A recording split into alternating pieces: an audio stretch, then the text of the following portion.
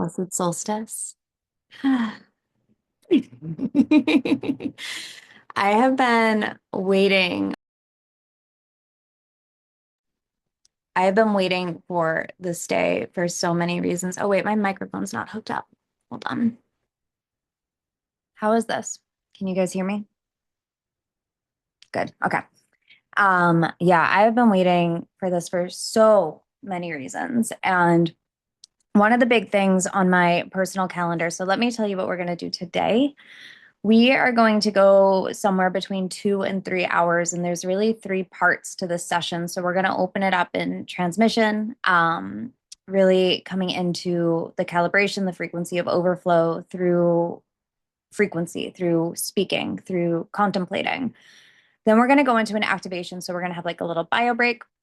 And we'll have an activation portion where we're going to shut down completely and go inwards to really activate from the core outwards and get our bodies, our subconscious completely in calibration to the frequency of overflow. And from this space, we'll have another little bio break, but then we're going to do some practical application because it's one thing to think and sit and contemplate like a monk, and it's another thing to actually do things to change our state, right? So there's three parts to this, and we're going to be very, very flexible. We're here on the frequency of overflow. So time's going to bend and time's going to do all the weird things that time does. And this is what we're here for. We're here to play. If you are catching the replay, obviously you know how long this class is going to be because there is an hour marker at the bottom of this video. What I'm going to do with this. So what I just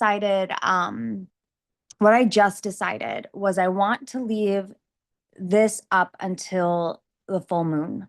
So I forget what the date is for that. I believe it's January 3rd. That's what's coming to mind. But that's going to give people time to revisit this, especially the activation part of this journey. You might want to come back into, like, just to tune in, tune up. I'm going to keep this recording inside of I was going to call it the Diamond Light Temple, the Temple of Eros Sophia Facebook group for a little bit of time, up until the full moon. And then this transmission is going to go to the Exalt Women. So this whole portal was born because this is something that I wanted everyone in Exalt to have. I wanted to create this catalyst, especially on the solstice, where we're at this turning point on the northern hemisphere, of course. If you're on the southern hemisphere, you get to be in our solstice magic that it gets brighter, even though you're upside down and it's going to get darker, but it's perfectly fine. But what we're doing here is we're using this portal to activate and cultivate more light, which is consciousness, into our field. So this is really that marker. This gets to be this portal. This gets to be this turning point. And even if you're not, Christian, the Christ spirit, right? Like the anointed spirit is very palpable. The veils are really thin. And to me, this is my favorite time of year because there is this like glistening magic. It's just so here for us. If we want to tune into it, we get to be in that field of magic and creativity where miracles are more palpable. And one of the big things I want to talk about when we're doing this work, when we're doing the work of overflow is not something that we cultivate on our own. Like our human doesn't create overflow, not as women. Like that's not what overflow is. Overflow is something that we come home to. Overflow is something that we receive. It's not something that we achieve, right? It's not this thing, it's not this goalpost that we achieve. It's this paradigm that we rest into, we sink into. And our way of coming into overflow is by removing everything that is not that. So there's a program that I have inside of the Temple of Eros Sophia, and there's a whole kind of repackaging happening to the programs that are inside the Temple of Eros Sophia right now. So right now there's a bunch of free stuff. But that free stuff is going into a bundle that's going to be like $55, like super, super low ticket, super accessible, because I want people to be invested in the content that they're consuming. So it's not just like, this is the work of my life. This is like the most sacred thing I have to give. So to have people just kind of consuming it like reality TV doesn't feel good, right? So I want to make sure there is a little bit of that investment there. What I'm probably going to do for the people that have been inside the Temple of Eros Sophia is like you get a discount code, of course, and like you will get the bundle if you take the work to actually put the code in and buy the bundle, right? Like you'll get the thing. But all of this to say, it'll still be up there for the replay for this. There's a program in there, a 2-day program called Money Wounds, Somatic Healing, or Somatic Processing for Personal Power. And in the Money Wounds class, one of the things I talk about thoroughly is It's kind of like in the Matrix, like there is no spoon, there is no block. Like there really is no block unless we're focusing on the fact that there's a block. And there's nothing wrong with focusing on if there's a block, if we feel like there's a block, but where we get a little bit contorted and distorted is thinking that block is capital T true. And then we start to give our power away. But if we're using our imagination and imagining there is this block, then it gives us something to play with. It gives us something to work with, and it can actually be very productive as long as the block doesn't have power over us and we're seeing it as we have power over the block. But essentially what we're doing in this work when we're coming into overflow and abundance in these higher states that take more self-trust, self-love, and faith to have access to, we're removing all of the human conditions and constructs that I believe have been intentionally programmed into our consciousness in order to get back to the natural state of abundance, because it is the natural state. And we can hear that and we can be like, oh, la, la, la. But it's like, practically, we're here on this journey of self-discovery. And they say like God came into all of these different forms so God could experience God's self. So when we look at self, I think what's really fascinating when we understand capital S self, not like our ego self, not like our identity self, but the self that goes beyond all. Our self, capital S self, transcends time. Our self has already lived the entirety of our life, right? So when we look at this, when we think of this, when we feel into this, the self that we be has already been born and died. It just exists. So when we start to conceptualize and feel into what it is to know thyself, what it is to know self, what it is to be in relationship with self, there's a responsibility of deciding what timeline am I playing on. So what I want to play with for us today is the timeline of overflow. The timeline of I came into this life to remember overflow. And we're going to get into some nuance here because remembering overflow is not something we do in the future. It's something that exists right now. It can't exist in the future because if it exists in the future, then it doesn't exist now. And the only thing that exists right now is right now. So even though the outer world, as we think we see it, may not appear in overflow at this exact moment, my complete desire for you in this session is that you will open your eyes and see overflow everywhere around you during this time together. And remember, you already chose overflow. This is why you're here. You're already on that timeline. So this is just that fun journey of self-discovery and peekaboo that we play with self to remember who we be and what we're doing here. It's meant to be fun. So when we look at things like when we look at stories or we're telling ourselves things like we have blocks and then these blocks have power over us, like that's not fun. That's an excuse. That's an excuse for us to not be in our power. That's not serving. It's serving to keep us small. It's serving to keep us from not making the bold moves, the scary things, because all of this work, when we're coming into self-actualization, when we're coming into knowing our full capacity, our full power, it's not that we're doing more. It has nothing to do with the quantitative amount of the things that we do. It has everything to do with unleashing the full impact of who we be. More energy. So one linear way that we can see things is in order to create overflow, I need to do more things to create more things, but it doesn't work like that. What it is, what it gets to be is as I am more, I have more. As I be more, I see more. As I give more, I receive more. And I really want to get into the difference between the difference between getting and receiving on this call today, because this is so, so, so important. So important. And I want to also preface that these are all semantics, right? Like we have English, which is a symbolic language, which is like a bunch of bullshit, really, but it's pointing us into directions like that. The words are pointing us to like here. And then we're responsible for taking it boom, all the way up, and really feeling into our own personal truth. So that's what a transmission is, right? It's like we're not here to be indoctrinated into like doctrine, right? Like these aren't like verbatim, like this is how the world works. Like it's not like that. It's like, here is a feeling. What does this feel like in your body? What does overflow feel like in your body? Do you feel resistance to overflow in your body? And not creating a story of that means I can't have it, or that means it's bad, or that means, oh my God, there's so much work to do until I can actually have the thing. Like none of that is serving. None of that serves. It's literally just about attuning. But in the attunement process, if it were as easy as I feel it, it's here forever, then we'd all have everything we want, right? Like we've all touched God.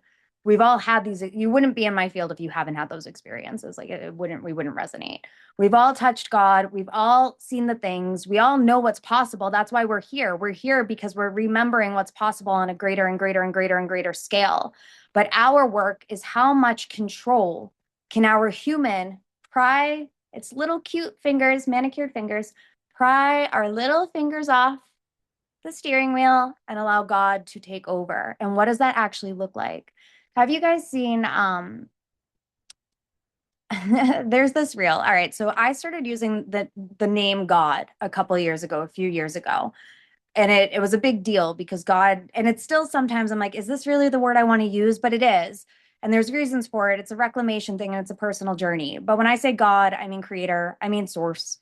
The universe is kind of like the materialized byproduct of God, creator, source. So I don't think the universe actually covers what it is that I'm pointing to. It's like the manifestation of the physical thing, one of the physical things that God creates. But there's this comedian, and he was talking about, I forget who he was quoting, but at one point he's quoting the manager for AC/DC. Have you guys seen this reel? It's really funny. And he was like, it's interesting that the church never actually taught me what God was, or no religious faculty did. But the manager of AC/DC says that God is the name to describe the blanket over the mystery of things we can't explain. And he's like, well, that's perfect. The tour manager of AC/DC is educating me more on God than any religious leader on the planet. Perfect. That's how it is. Mm-hmm. And I think it's really helpful to see it this way. Like God is a name that we put on the blanket of the mystery of the things that we can't explain. So it's not like this personified being in the sky that's judging if we're good or if we're worthy or anything like that. That's not what it is. It can't work like that. Like there is no, and people don't like that I say this, and there's a little bit of nuance to this, but for dramatic impact, there really is no good or bad. There's no good, bad, right, or wrong. But there are measurable things. Does this cause harm? Yes.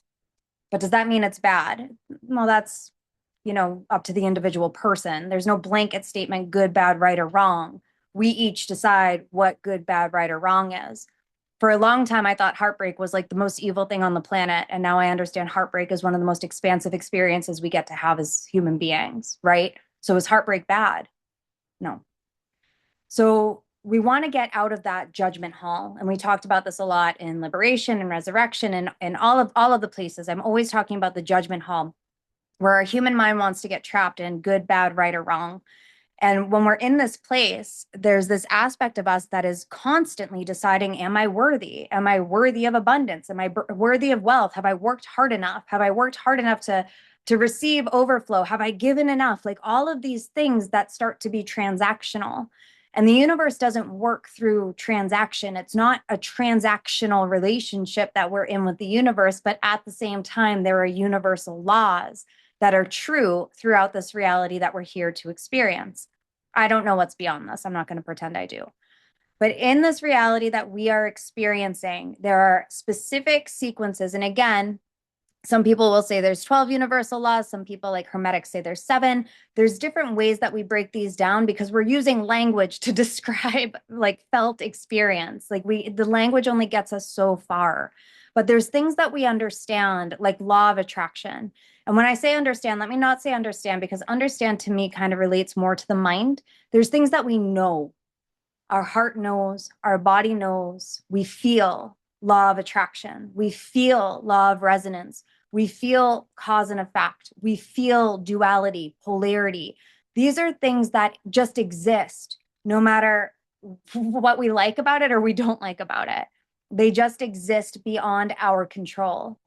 But what we start to do, especially as like conscious human beings, is we want to start to like manipulate the universal law. It's like, well, I understand them, so now I have power over them. So I'm going to change my vibration so I can get the fuck what I want. Doesn't work like that. And we were just talking about, where was it, in the money class, right? Like, we can't buy our way into a quantum shift. Like that's not how this works. We can't give our way into overflow. And that's really what we're looking at here. Because in order for overflow to exist, there has to be flowing over where we are. So there has to be a giving energy inherent in what the frequency of overflow is. So what I've seen a lot of people do, and when we look at these teachings, right? So manifestation teachings started to really come mainstream in like 2004, 2005 with The Secret and What the Bleep Do We Know, and all of these texts became like housewife shit, right? Like everyone in their home had the book The Secret. Everyone saw The Secret. So these teachings started to become mainstream. And then people started to repeat verbatim teachings without understanding fully or embodying fully the energy to transmit accuracy in the teaching. And I'm not perfect at it, which is why I keep reminding you, like, it's not the words. The words get us this far. Take it. You take it all of the way. You have to contemplate this work.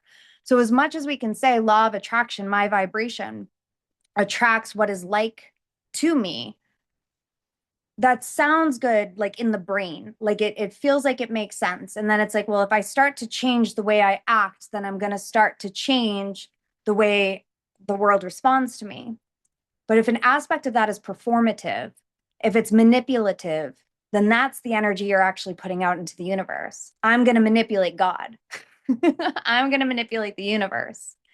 So if it's not that, and we have these universal laws, and we understand that we want more and growth and evolution, but we can't strategize our way there, then how do we get there? What do we do? Pry our beautiful manicured fingers off the steering wheel and let God come in. Women don't want, nobody wants this. Nobody wants this. So when we think about creating the life we want, there's people that are actually out there hustling and working hard to force their will in the outer world to create things. Now, we learn this from men because men are here to do exactly that. Men are here to manipulate matter with their hands to create things in the physical world. But in a perfect universe, they are being informed by the oracle, right? Like there is a connection from the divine that comes in to inform man what this world needs for healing, for elevation, for frequency. And as women, and this is why the church wanted women to have no power whatsoever, because the church understood this, we are the direct conduits, vessels that connect straight to source. Straight to source. This is what our womb is. That's what the Holy Grail is. That's what the chalice is. Like we are here as vessels of source. We get straight to God quicker than men or any gender, period. Period, period, period, period, period. We're directly connected as feminine beings. So we are here, our work here is to be representatives for these higher octaves. Now we can get into the chakra system and how the energy actually flows through the system and how the sacred feminine embodiment actually works, but that's a whole different place. It's a whole different thing, but it's here. It's all here. So if we are these vessels here to speak, to embody the frequency of God. Let me say that, right? And nothing's separate from God. Like nothing is ever separate from God because there's no good, bad, right, or wrong. It all just is. But the way that the feminine works is through desire and intuition. So God speaks to us through our intuition, through our desires. But then you take something like a masculine Eastern philosophy like Buddhism that's like desire leads to suffering and it's like, no. So we have to really look at this and examine. I was talking to someone, this man in my life who's he's Indian, and we were talking about desire, and he's like, do you not have control over your desires? And I was like, I don't believe that women are supposed to have control over their desires. I believe that women are given their desires from God. And so we had this little back and forth. He's like, oh, I see this. Like he felt it was a whole back and forth transmission about the difference between the way that men, especially when it comes to sexual desire, men are here to have power, to learn, to have power over their sexual impulses, their sexual desire, not having their sexual desire have power over them. But that's just a reflection of how powerful the goddess is, right? Because the goddess is here to inspire and instigate desire.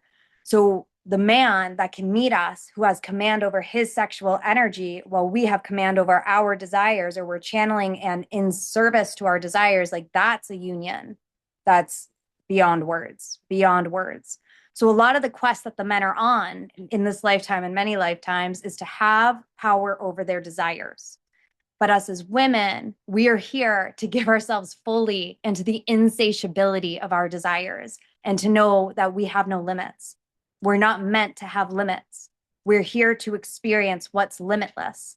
But us as human beings, we can't create limitlessness. We can't fabricate or manipulate our way to limitlessness. It's something that is gifted and given to us. We are the stewards of that frequency. So if we're the stewards of this frequency, what do we do? How do we get there? We pry our manicured fingers off the steering wheel. This is really it, right? So it comes down, this anchoring in the faith frequency is everything. Like it is everything, everything. And when it comes to the frequency of overflow, overflow is it's the essence of overflow, like anything else, really. But overflow is the perfect example that all of the frequencies we're here to embody and transmit and bring and birth onto this planet come through the heart. Come through the heart. So I want to give a couple anecdotes around this because I have some cool stories about overflow. Okay.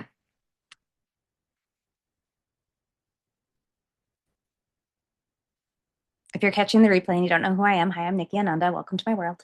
I tell my stories often, and because I think stories are the way to transmission. It's something that's lived through my body, and especially as women, we are here as the storytellers to help pass along wisdom in ways that can land in somebody else's body and open things up. So there's a few core stories that the women in my world you're all familiar with. And I talk about these core losses that I had in 2009, August 25th and August 27th, of the girl who was the catalyst for my spiritual awakening suddenly dying. And then 2 days later, my dog suddenly dying. And those two losses, while I was wide awake, my first spiritual awakenings were in 2005. So 2005 to 2009, wide awake, living my mission, totally rebellious, like Trinity in the Matrix, like living my life, doing the things. When these losses came into my reality, I lost all faith in God and trust in myself and all of these things. Like I went into the biggest existential crisis I'd ever gone into. And in that period of time, like I went into a really dark place of thinking how sick and distorted could my soul actually be to create the experiences that I created, because I understood I was the creator of my reality, et cetera, et cetera. So as a way to kind of manipulate the universe, we could say, I was like, I have 3 years. I'm going to give myself 3 years to get over this. And 3 years later, almost exactly to the date, my grandmother has a stroke, and I catch my partner at the time, boyfriend at the time, like emotionally cheating on me. Now, shortly after that, this is a part of the story that I haven't really told. And this came up for me, it was a couple of days ago, and then again this morning. I was like, this really needs to be spoken because it's really significant, although it could look very small to a lot of people. My life, my freedom, my solace, my peace was always music, like my entire life. like my first CD player when I was in fourth grade. My first cassette tape was Seal, Kiss from a Rose, like in second grade for Valentine's Day. My mom got that for me, and like I would just keep it on repeat. I would listen to obviously like Fleetwood Mac all the time, Leonard Skinner, like all my parents' records. And then when I started to get into my music, my first CD was the Verve Pipe, and then the Spice Girls, and then the Space Jam soundtrack, and Jewel, like all of this stuff. Like music was all always my thing. So I had a massive CD book. And I was never too cool for any music, but I was actually really cool and had really cool taste in music, but I was very private about my cool music and like the other music I would share. So I had a CD case that was like, I think it fit, I can't remember how many it fit. It was fucking fat though. And I double stuffed all of them, right? So like all of my CDs, every CD I'd ever owned, plus the burnt CDs. And I would burn a new CD every single morning when I was at my cousin's house waiting for the bus. It was like a whole thing, or wait for her to drive me to school. So this was my life. Like this was my lifeline. This was my heart. My heart was always in in the music. And then I got an iPod, and then I transferred all of my CDs onto my iPod, which is a whole other feat. That's like crazy. Like you're crazy to do that. So I would keep my iPod and my CDs in my car. Now, I stayed with this guy who I caught cheating on me because I didn't know what to do, I guess. I didn't understand my value at the time. And a couple months later, my car got broken into at his apartment, and my CDs got stolen, and my iPod got stolen. And this again, in the echo of the 3 year anniversary of losing my dog and losing this woman that was a catalyst to me. Now I'm getting my heart ripped out because my lifeline, every CD I had ever owned in my entire life, was taken from me. And getting your car broken into too, like getting robbed is like it's a weird feeling. Like getting robbed is a weird type of violation. So to be robbed, to be broken into, and to have not just my CD book, but my iPod stolen from me, all of my music stolen from me. I remember calling him from the parking lot, and I was screaming, like screaming so much that I gave him a bloody nose. He's at work and he gets a bloody nose from receiving me wailing on the phone. Like it was a death like nothing else. And for over a year, I didn't listen to any music at all. At all. I could not bring myself to listen to music because it hurt so much. So it took some time to rebuild that connection. And I went to like Bull Moose Music, which is like a thing in New England. And I found a lot of these like pretty obscure CDs I found there, like random beta band CDs and different iterations of Air, and like stuff I wouldn't think that people would have given up on consignment, but thank God they did. Like this chick Mira, Mira. I'm getting all the flashes of the CDs. Like I was able to rebuild Placebo, a good chunk of my collection from Bull Moose, and I just like splurged and spent all this money, and I started to rebuild. And it took some time. I did Pandora for a bit, so just like random songs. And then in 2015, I got Spotify so I could start to listen to albums again. So it really took time, like 3 years, until I started to allow myself to love music again and let my heart open and to trust, because it really felt like if you can take this away from me, if you can take music away from me, then what is sacred? Like what is left, right? So when we're talking about overflow, we can't tap the frequency of overflow if our heart is not open. And if there's any part of us that is protecting ourselves, oh my God, Claire, you and I have like the randomest music overlap. I'm so obsessed with this. When I did the Unhinged project over the summer, she's like, oh my God, you listen to Glassjaw? I was like, yes, I love Daryl Plumbo. Anyways, side note. Overflow can only come when our heart is wide open. Otherwise, we're protecting ourselves. And overflow can't come when we're in protection. How could it? So when we want to look at this in terms of business and clients and money and energetics and things like this, there's another experience I had exactly 4 years ago, and it was right around the time I went all in on my business. And at the time I went all in on my business, which is really a euphemism. Like I want to correct this again. I say that because I want this to be digestible and palatable. But it wasn't my business I went all in on. It was my dreams I went all in on. It was my life. Like my life, I went all in on. And it just so happens that my life is about being an entrepreneur, right? So just to not compartmentalize this and to make it digestible. When I say I went all in on my business, it was my dreams, it was my life. I had a woman ask me the other day, she was like, what was it? How did you overcome the fear of like being all in on your business and it taking all your time? She asked something. Mm-hmm.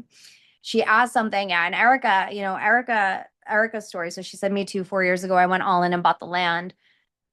Erica and I had a session 2019, and she had this vision for this home, this temple, and it was so clear. And she ends up in Guatemala and building this incredible space with this giant ankh. And it's just like a fortress for a priestess. And it's literally the vision that she imagined for herself at my parents' house. We were at my parents' house in New Hampshire doing fire ceremony and sex magic and all of these things. And that vision landed so deep in her. And then through ways that we can never explain, it all comes together.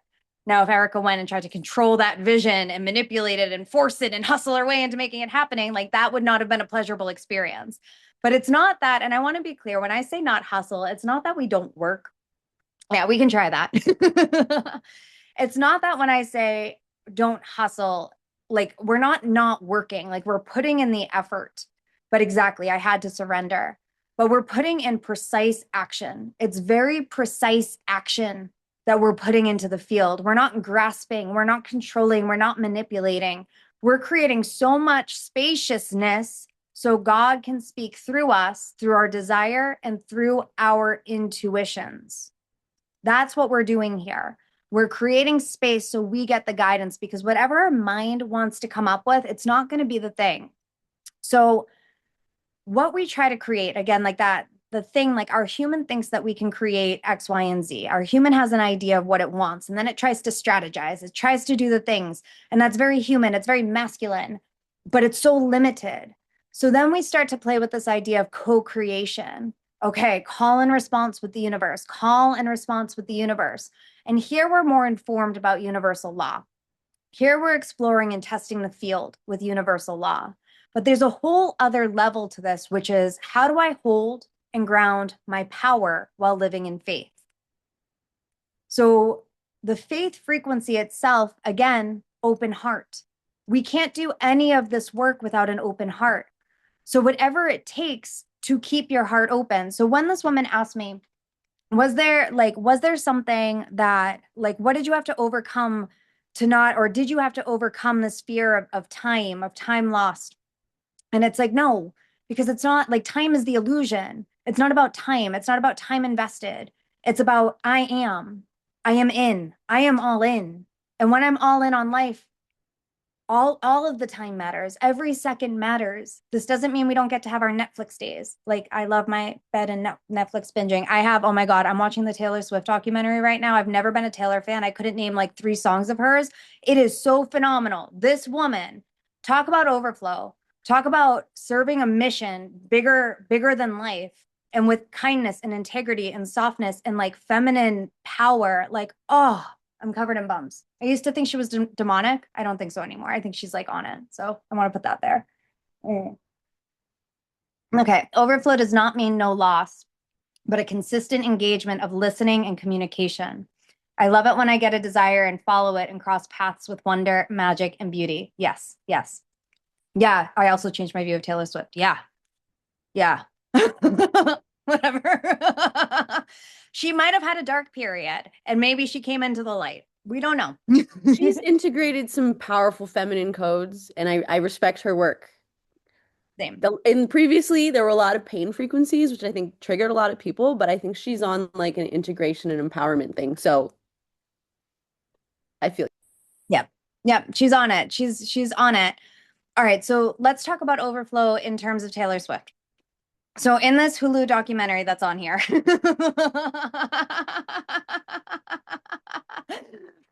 sorry, Tamara, get the codes. One of the things that she did was she had a team of like 150 people. She hand wrote them notes, all of them, handwritten and wax sealed 150 thank you notes with $100,000 in bonuses that nobody knew they were getting. This is Overflow.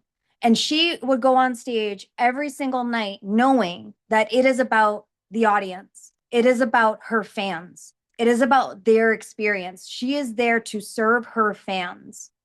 She is there in service of the frequency that moves through her, to give herself fully to the people that are there on the mission with her. And she does that. She does that. So in order for us to get there, we have to trust that all of our needs are met and more. We have to be really solid on our frequency of knowing that we are provided for in order to give. And this is where people can cheapen the frequency when they say, people will try to trick the universe, manipulate universal law. And it's just misunderstood because, again, these teachings, it's like you hear them, but if you're not on the right frequency when you speak them, it will miss the mark. So we hear, give before you have. We hear this a lot. You want abundance, give more. Give what you don't have.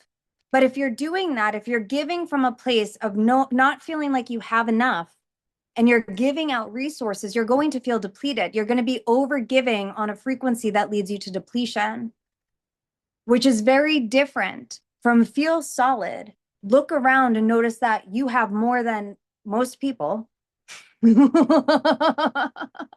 You are more than provided for. Your resources will continue to grow. If you're here on this call, I know in your heart of hearts, you know that you're infinitely expanding. You know that you have more now than you ever have. Even if it's not money in the bank, it's strength and courage and power to put that money in the bank more than you ever have. It's just a matter of time, right? So to give from this place, when we understand I am in overflow, I am in the frequency of overflow. Now, this is an attunement, and we're going to get into an attunement practice. But when we feel ourselves at that energy, and that's where we're giving from, then we're circulating the currents. Then the energy starts to build. But if we don't feel like we have enough and we're giving, trying to manipulate the universe into giving us more, we're putting out that energy of I don't have enough and I'm depleting and I'm depleting and I'm depleting. People pleasing. Exactly that. Exactly that. So the difference between being a nice people pleaser and a kind person moving from integrity is just that. The integrous piece is I am fully resourced. I don't need to prove myself. I don't need to prove anything. I just am. I just am. Okay. Let me check my notes because I have so much that I want to say. All right. So when we talk about overflow is not, it's not a fixed state. It's not a fixed destination. It's a transient state. It's something we have access to, and it's something that we get to choose. And everything that is not overflow is part of the distraction, part of the illusion. And I say that because think about when you were a kid. Now, this may not be true for everyone, but I'm sure this is true for most people. When we're young, we know, and most of us had parents that also said this to us, especially if you're a millennial, but we could do anything we wanted when we became adults. We felt that. We felt when I'm an adult, I'm going to do this because I'm going to have this amount of power. When I'm an adult, I'm going to do this because I'm going to make this amount of money. When I'm an adult, I used to take me and my friends after school, we had like grid paper and we used to design our homes on grid paper. Like that was our fun thing that we did. And it's like, oh, when I grew up, why would I have a house like that when I could have a house like this? Like I didn't understand limits. I just understood desire, right? All right. Can you relate to this? Is this relatable? Yeah. So as children, we don't understand limits. People are like, you can't have that. Why? Why? Why? And there was never a good answer, right? There's not enough money. Why? Make more. All of these things that lead to, we as children know that we can make choices to lead us to what we want to do. But when we're guided with that, when we're guided through desire, when we have a desire in our body, God gives us the desires that we have. So when we are coded with a desire, then our work is to be in service of that desire and not through ego, not through control, but through contemplation, through curiosity, through stillness. So this desire is on our heart. And the desire comes through, and it's as simple as asking, what is a step that I can take towards this desire?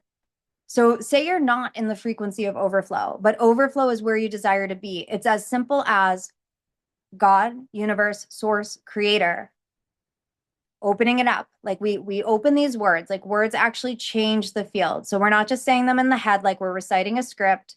We're feeling in our body, we're tuning in, we're calling in God, source, creator, universe. So we're opening the field when we speak the name, the command, and we ask a question that's actually that we want the response to. What can I do in this moment to open me up to overflow? And we ask that question, the question mark is put into the field, and then we open and hold the void. We don't go up in the mind and start to manipulate and start to find answers and dig, dig, dig like a little muskrat. Like we're not doing that. We're open, hold, void, stillness, womb, oracle. This is our power. We open and set the container, and we keep grounding, especially for us mercurial beings. We breathe into the womb, we anchor into the root, and we allow the divine guidance, inspiration, idea to land in our field.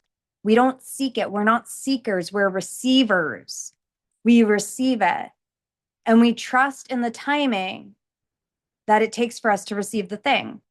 So, this could lead us to being in 10-minute meditations every morning, or and getting answers, or it could come instantly. Like there's some things that are like, oh, duh, like, yeah, let's do that. Like, oh, get in the shower and clear your field, obviously. Like it can be so obvious. Go wash your hair. You have oil on your scalp. You're not opening your channel. Like it can be really obvious things that we just have to tune into, listen to.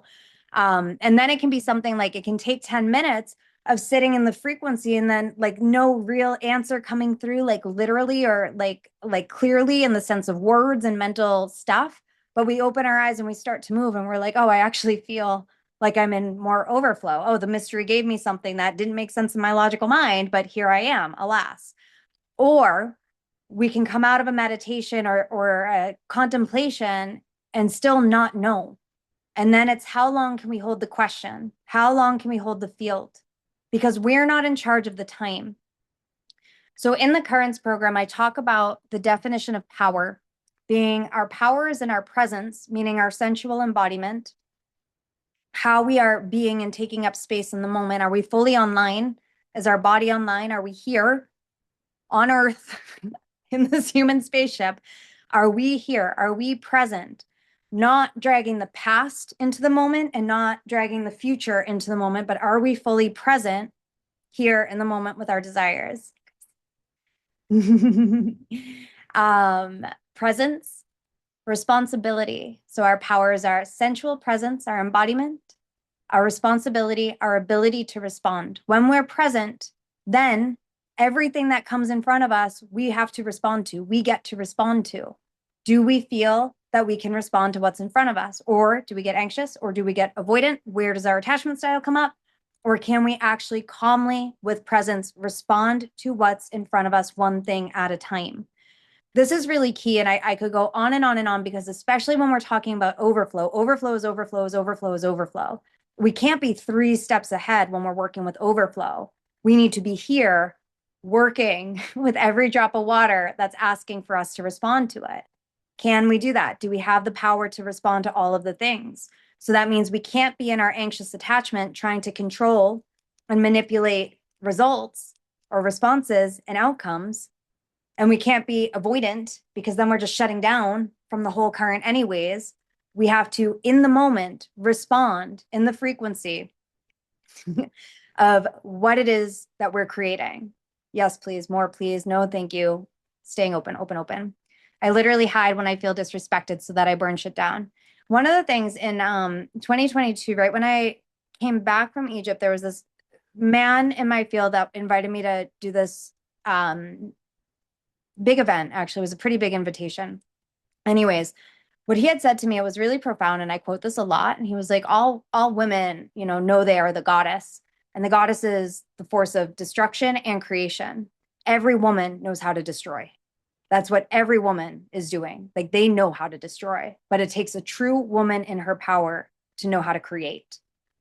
And this really just summed up so much of my life's work up until that point, because we think in order to have what we desire to have, in order to thrive in the ways that we want to thrive, we have to burn shit down. We have to protect. We have to get rid of the things that don't fit.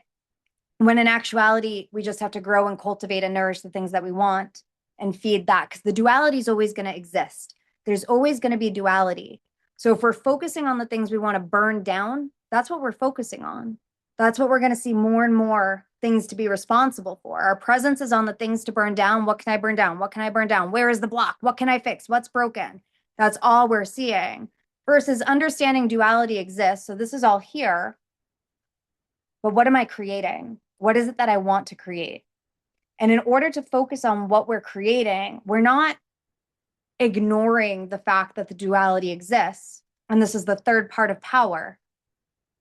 It's that we know how to hold the pressure that this duality exists and not entangle in it, but instead create while knowing it's there. So we're not bypassing anything. There's no bypassing in this. We're just not feeding and entangling with the things we don't want more of. We're holding the pressure of what it is on the frequency of truth, and we're choosing to create.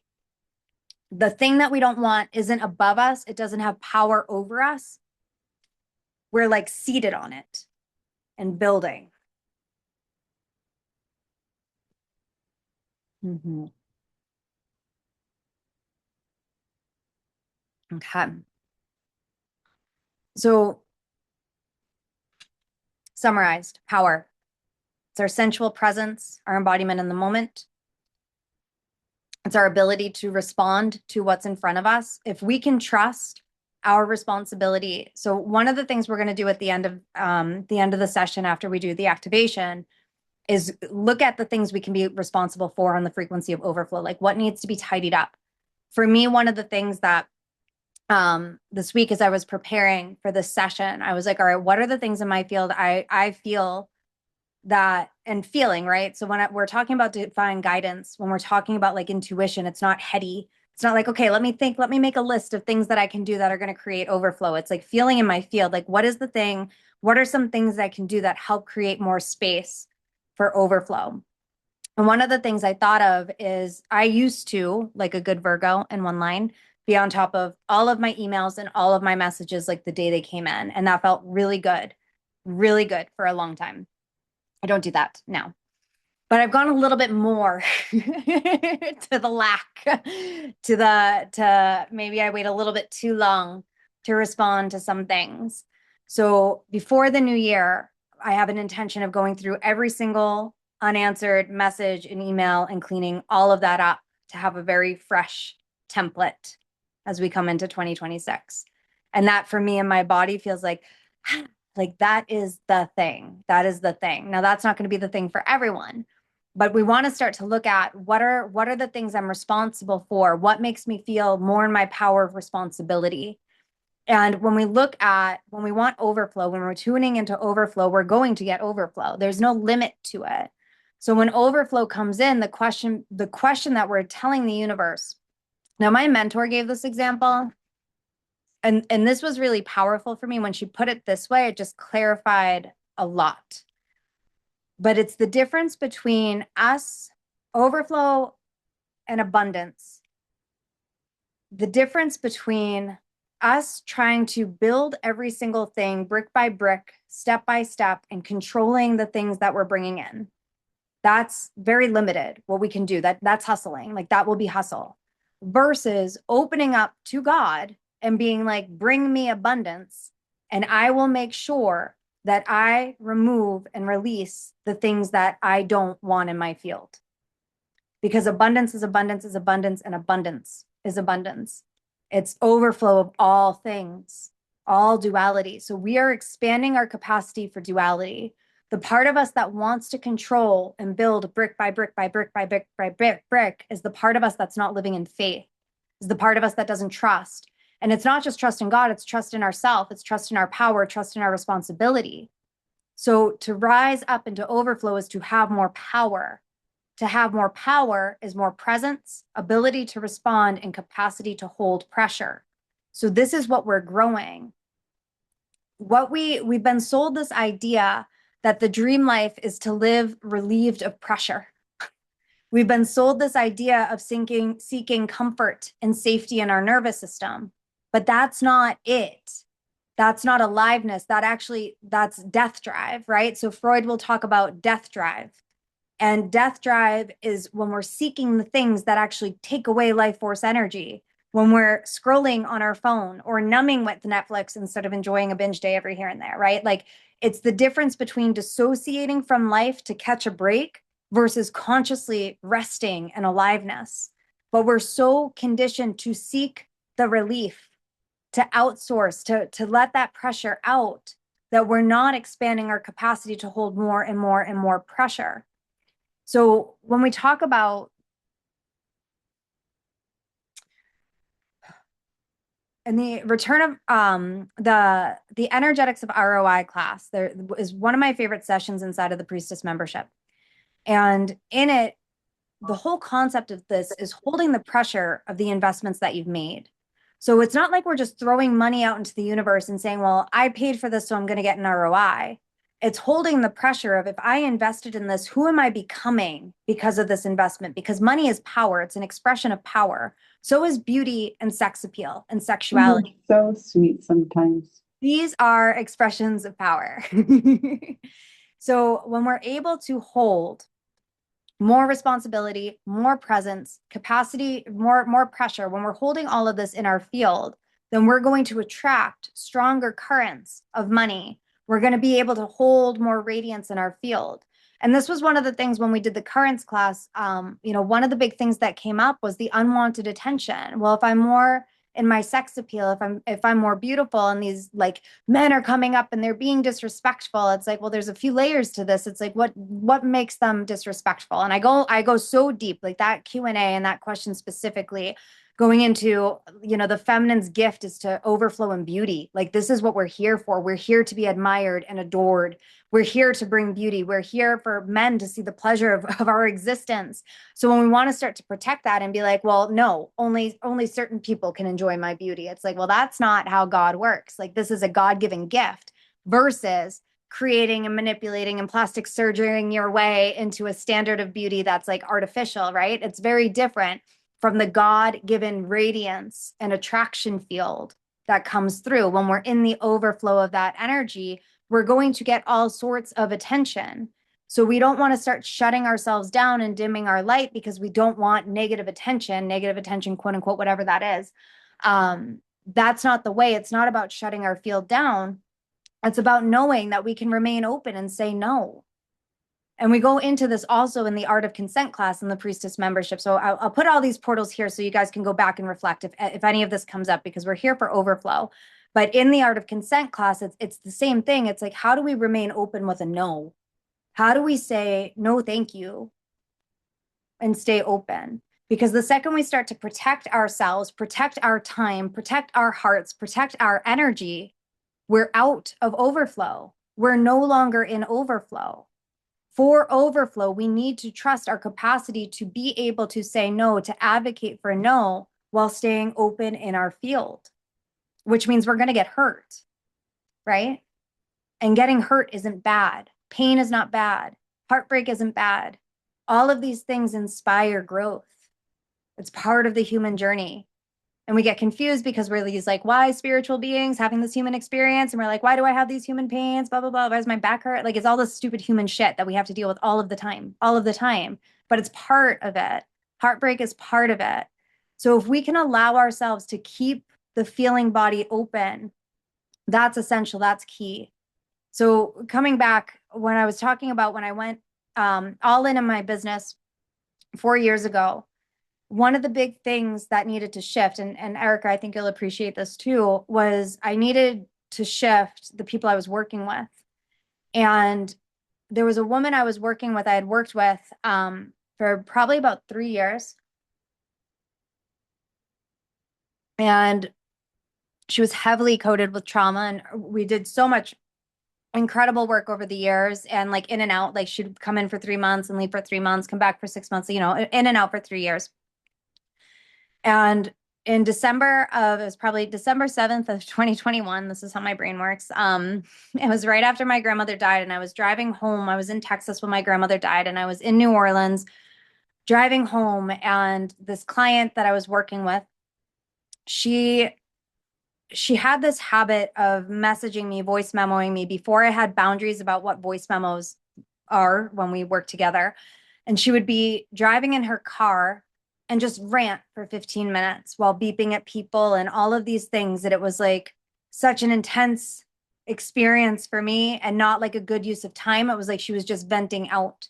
So she'd sent this long message, and I was in New Orleans driving home. My grandmother had just passed, and I redirected her as to how to use the message. And there was nothing in me at that moment when I redirected her and asked her to not message me when she was driving. But how she responded put me in a place of defense.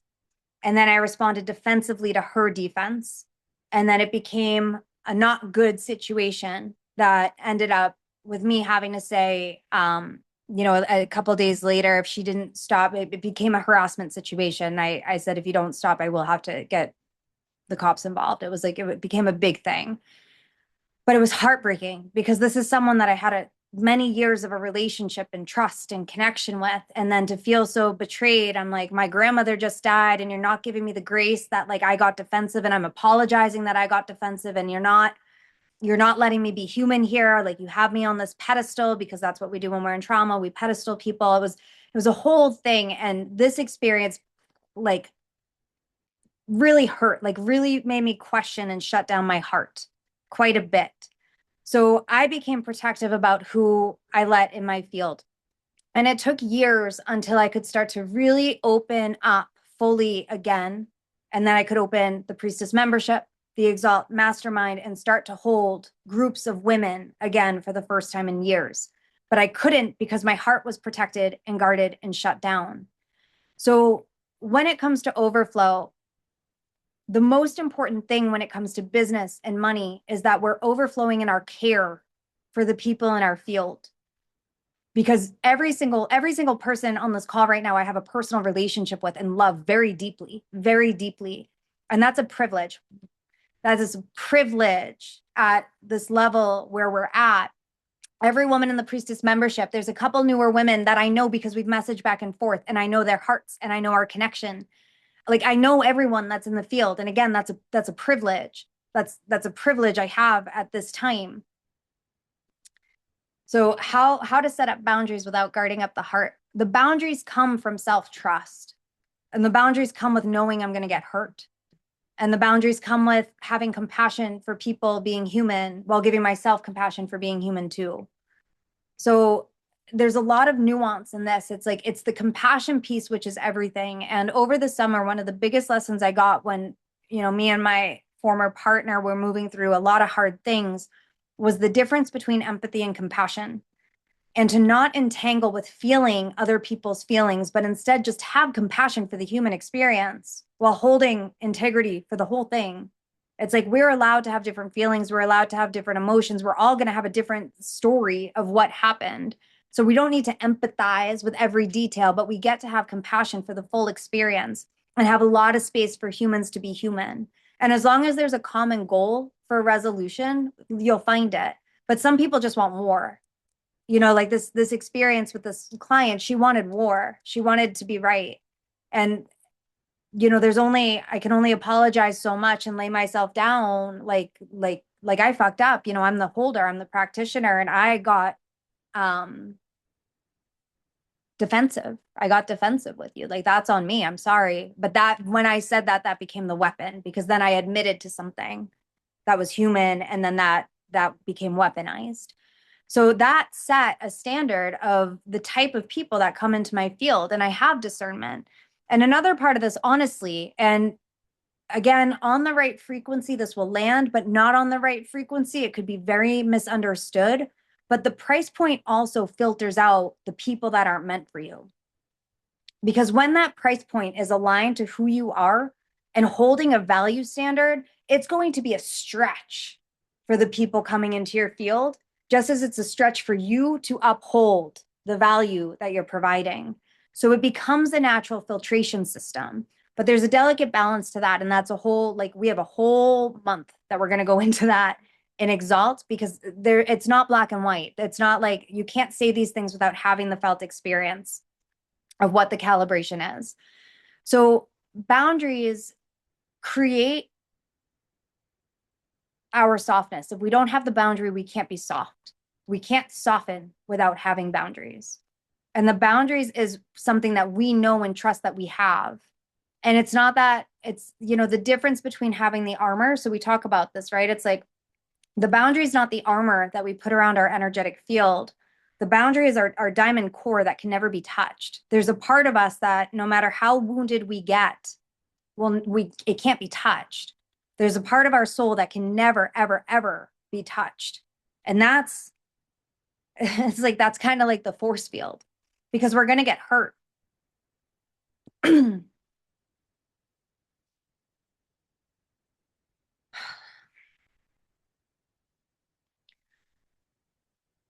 There's something like the same way that we've been conditioned to seek out safety and comfort and dissociation and numbness. Like we're trained for this. McDonald's and iPads and video games, like we're programmed for this. We're programmed for reality TV and drama. I'm also watching Real Housewives for the first time because Amanda Francis is on it, just saying. But it's from a different lens. And there's moderation with all of this. The same way that we've been conditioned to seek out all of these things, we've been conditioned to avoid pain. When if we can actually just accept pain is the catalyst for growth. Look at like literally growing, we get growing pains in our body. Look at childbirth. Like everything worth having in life, there's pain to get there. And when we can surrender into the pain instead of thinking how much energy, oh my God, the energy that it actually takes to avoid pain is insane. The actual amount of energy we waste to avoid painful things versus knowing and trusting I can handle pain and pain is going to help me grow. And there's some things like there's some pains that we end up feeling that are like, you know, the kid with the hand on the hot stove, right? Like some of the things we just learn because we feel pain. And then we're like, oh, don't put my hand on the hot stove. Like that lesson is so valuable. And then there's other things that are just part of life. Like every heartbreak opens us up wider, like wider and wider and wider. Every death we experience gets us closer and closer to life. Like this is it. So how much can we allow ourselves to feel and expand into the fullness of what this whole thing is that we're here to experience? This is where overflow is. Overflow doesn't exist when we're trying to control our human experience. Overflow can't exist when we're trying to control how much we feel, how much we experience, who comes into our field. We can't have control. So like I was saying, what my mentor gave this example of, you know, we can try to manipulate and, you know, her example was apple trees, right? So you have humans growing an apple orchard and all the apple trees are going to be planted in lines. People are going to come, they're going to prune, they're going to pick. And there's a limited amount of apples you can have in an orchard like that, as opposed to God just blowing the pollen everywhere. And all of these wild trees with all of these weeds, all of this abundance thrown all of the places. And then our responsibility is to choose what it is that we want and to prune the things we don't want. So can we trust ourselves if we open up wide to the field of overflow that we're going to be responsible enough to take what we want and weed out the rest versus planting every individual tree and pruning and cutting and plucking one by one by one by one by one. One of them is like we go out and live our life and all the overflow comes to us and we just respond to what's in our field. And the other one is all our energy is focused on creating a very limited experience.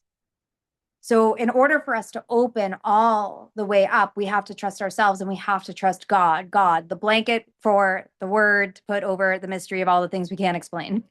We have to be open to the mystery. And we can't just say we're open to the mystery we get to practice opening up to the mystery. We get to be very practical about opening up to the mystery. So when we're in overflow, when we want to experience overflow, when we're tuning into this frequency, and if you guys don't know, this is the word for Eros Sophia, for the whole mission, for the whole movement, for the full brand, for everyone that wants to tap into this, that's part of this movement. Overflow is the word for 2026. Like, this is the current that's coming in. This is what we're stewarding. This is what I'm stewarding and bringing forward and learning through all of the ways, all of the trials and errors, all of the things. This is the energy.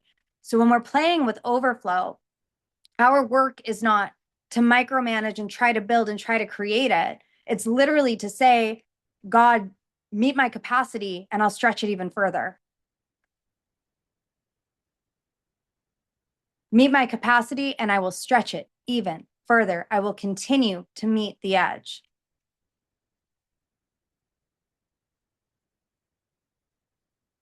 So I want to give the example of when this code really clicked for me. It has everything to do with Colleen. So back in June, me and my ex were in a hard place. And I started to have these like existential heartbreak moments that were everything I experienced my whole life, right? It's like there's certain depths, like what we've experienced at our deepest, darkest parts, like those things don't go away. Like they don't go away. We may try to run from them, but they're always a part of us. So our work is not to run from these dark, painful things that we've experienced. It's to be like, whoa, I held that. And to know our power and being able to, whoa, okay. Oh, I got a little bit wobbly when that came in last time. Oh, I kind of lost my mind that time. Like start to assess, but it's like to understand these waves, especially in human design. If you're an emotional authority, we have very dramatic lives. The depths that we feel, the darkness that we feel, these experiences that we have, it's not that we're trying to run and never have them again. It's that we're steady as we go deeper, deeper, deeper, because we're always going deeper as we're going higher. We're stretching in all directions. And those depths get to be some of the most beautiful spaces we ever get to touch, because when we go to those places, the things we take out, the art that emerges from the treasure chest of the underworld is like, unlike anything. You don't get that from just being high and jolly all the time. And nobody in my world is like that. So that's not what we do here. So I had these experiences that started to bring up these dark things that I've known my whole life, these dark, familiar places that I hadn't felt in a really long time. And anytime things like this revisit, I take a moment to check, like, am I making this bad? Am I making this wrong? Am I telling myself I'm out of alignment? Like I start to look at the stories I'm telling about the experience that I'm happening, because those are the stories that we tell ourselves about this is good, bad, right, or wrong. I'm doing something bad. I'm out of alignment. What did I do to make this happen? Like any of that is resistance to the actual experience, because the actual experience is just pure energy that we're here to create with. So I went into this portal and I submerged into this place that was very familiar. It was ancient and eternal. And I recognized in this space, because the amount of pressure that I had in my life, the amount of pressure that was activated in my field, I had just moved. I had just made the leap to move in with him. All of these things that had a lot of my capacity was stretched to the edge. And now I'm hitting this peak existential crisis. And from that space, I just had the clear ping, like, oh, I could serve from here. Like I could actually lead women while I'm like this. Because there was always this fear of these emotional waves that I have are going to take me out of my work. If I feel this deeply, if I have these existential moments, then I'm not in integrity as a practitioner, or I'll lose it all. I won't be able to hold anything. So in that moment of hitting that deep, dark place, I just had this idea of like, oh, I could totally serve someone from this space. And the next day, maybe Colleen reaches out to me in a very specific, similar frequency that I had just pinged into the universe. And I was like, oh, I know where you've been. I didn't tell her it was the day before. I didn't tell her I had just touched it. I didn't tell her, oh, it's still going to happen. Like, you're still going to feel this. It's never going to go away. I didn't do that. But I said, I got you. I got you. And we've been walking together for 6 months now, like every week, essentially. So there's something about this when we stop making our experiences wrong and we see it's all part of the design. It's part of the overflow. It's part of it. It's all part of it. It's not that we're trying to perfect ourselves and make this glorious like Madonna version of who we be. Like it's not that. It's how alive am I in my life, and the depths and the darkness and the heights and the euphoria and the bliss and the mania, like whatever it is. And no, like I'm meant to serve from this place because I am that I am. This is part of the overflow. This is what it is. This is what it is. So it was as simple as being in that space and just having this idea in this moment. I'm like hyperventilating, naked on the ground, like flailing around. And then there's just a moment of calm being like, I could serve women from this place. And then going back in. And then the next day she reaches out. But this is the thing too with overflow. So I want to talk about this for a bit, and then we're going to pause and we're going to take a bio break, and then we're going to go into the activation. But this is the difference between getting and receiving, and why the giving is so important. If I was in that place of existential demise and there was no place to pay any wisdom or light forward, I would be trapped in my own hell. But by opening up the channel of overflow and being like, if I lead myself through this, of course I can lead anyone through it. There's a reason for the overflow to flow. So when we care about the mission, because nobody is in my field by coincidence, and I'm lucky right now, and I know this isn't always going to be the case because it's not how growth works. But right now, I can say that everybody in my field is here for the right reasons. Nobody is here trying to take anything from me. Everyone is here because they connect to my heart. Like these are the right reasons. So when we're here on that frequency of heart connection and calibration, this is where people get results. But if it's like she's made this in her business by doing this, I want that, and there's no connection to the heart field, it doesn't work. It doesn't work because the care has to go both ways. The care, the heart field, this is where the magic happens. So this is what we calibrate to. This is why we choose the people to walk with that we walk with, because this is magic. What we're doing as entrepreneurs, businesswomen, like it's not really business. Like it's the illusion. We are magical priestess, oracle, witches. Like we are doing high level shit to transform the earth, but we're paying our taxes because we need to play the game. We need to play the game to have the global impact, because we're literally changing the world right now. The entire wealth paradigm is being transformed for the first time ever in universal existence, if time is a linear thing. So we are here on this timeline of overflow, and we choose overflow. If you're here, you've chosen overflow. So if you've chosen overflow, that means it's not in the future, it's here now. It's here now. There's no later. It's either you're here or you're not. You're aligned or you're not. I wrote this thing that I really love the order of it. Let me see. Yeah, you're pregnant or you're not. There's no like there's no in between. Yes or no. Okay. Before I read the thing, giving and getting versus receiving. So we give because it feels good. It's selfish. We don't give because we're martyrs and we're supposed to. We don't give because we should. That doesn't work. That's trying to manipulate the universe. We give because it feels good. We give because it serves the self.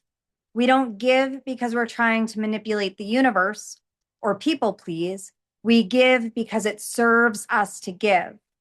So we have a hard time wanting to digest this because we don't want to look like selfish people. We want to look like good people. And we feel like we've been conditioned that giving and caring means putting ourselves second. Absolutely fucking not. No fucking way. We are the thing we are responsible for this planet. First us, then everything around us. First us. So we give because it feels good. I wasn't in that moment like, oh, I could serve someone from here trying to be selfless. Like it was completely a selfish thought. But in being able to meet Colleen and the places that she was serving in all of the ways. There's a resonance. It's like, I get you. I feel you. You feel me. Like this feels good. It feels good to be felt and received and be in the space. It feels good. And then we pay that forward. It just keeps feeling good. It feels good. So this is why we do it. and it starts to generate good on the planet. Now, I know I say there's no good, bad, right, or wrong. So everything's a paradox. This is what we're playing with.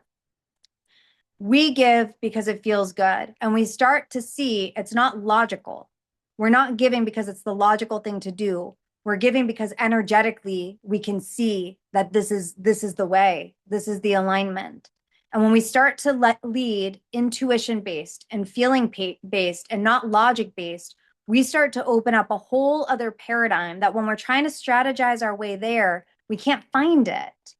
It doesn't work. It's not through the mind. We don't get there through the mind. We don't get there through systems and strategies. We get there through intuition and feeling, the portals, these portals that open up, these pathways.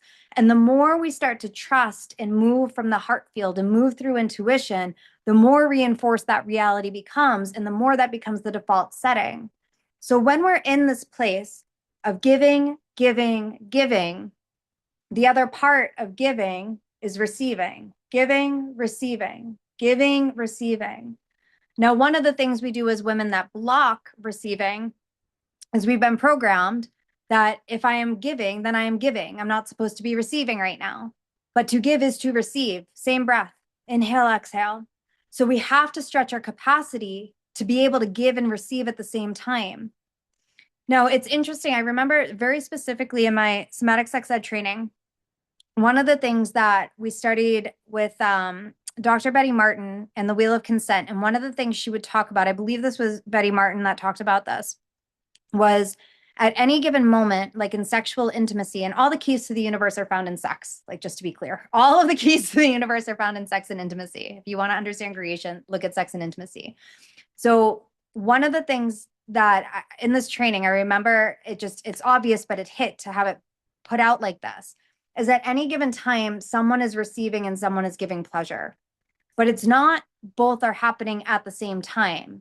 Typically, someone is focused on giving pleasure to their partner and the other person is focused on receiving. And then another moment, the person's focused on giving to their partner and they're focused on receiving. So there's always this motion of who's outward penetrating and who's receptive. But that can change. Well, even in 69ing, right? Because with every breath, you can't, it's like the breaths may be faster, but at any one time, can you actually receive pleasure and not lose your mind and have capacity to still give while you're like having an orgasm? If you're having an orgasm, can you give pleasure to someone else?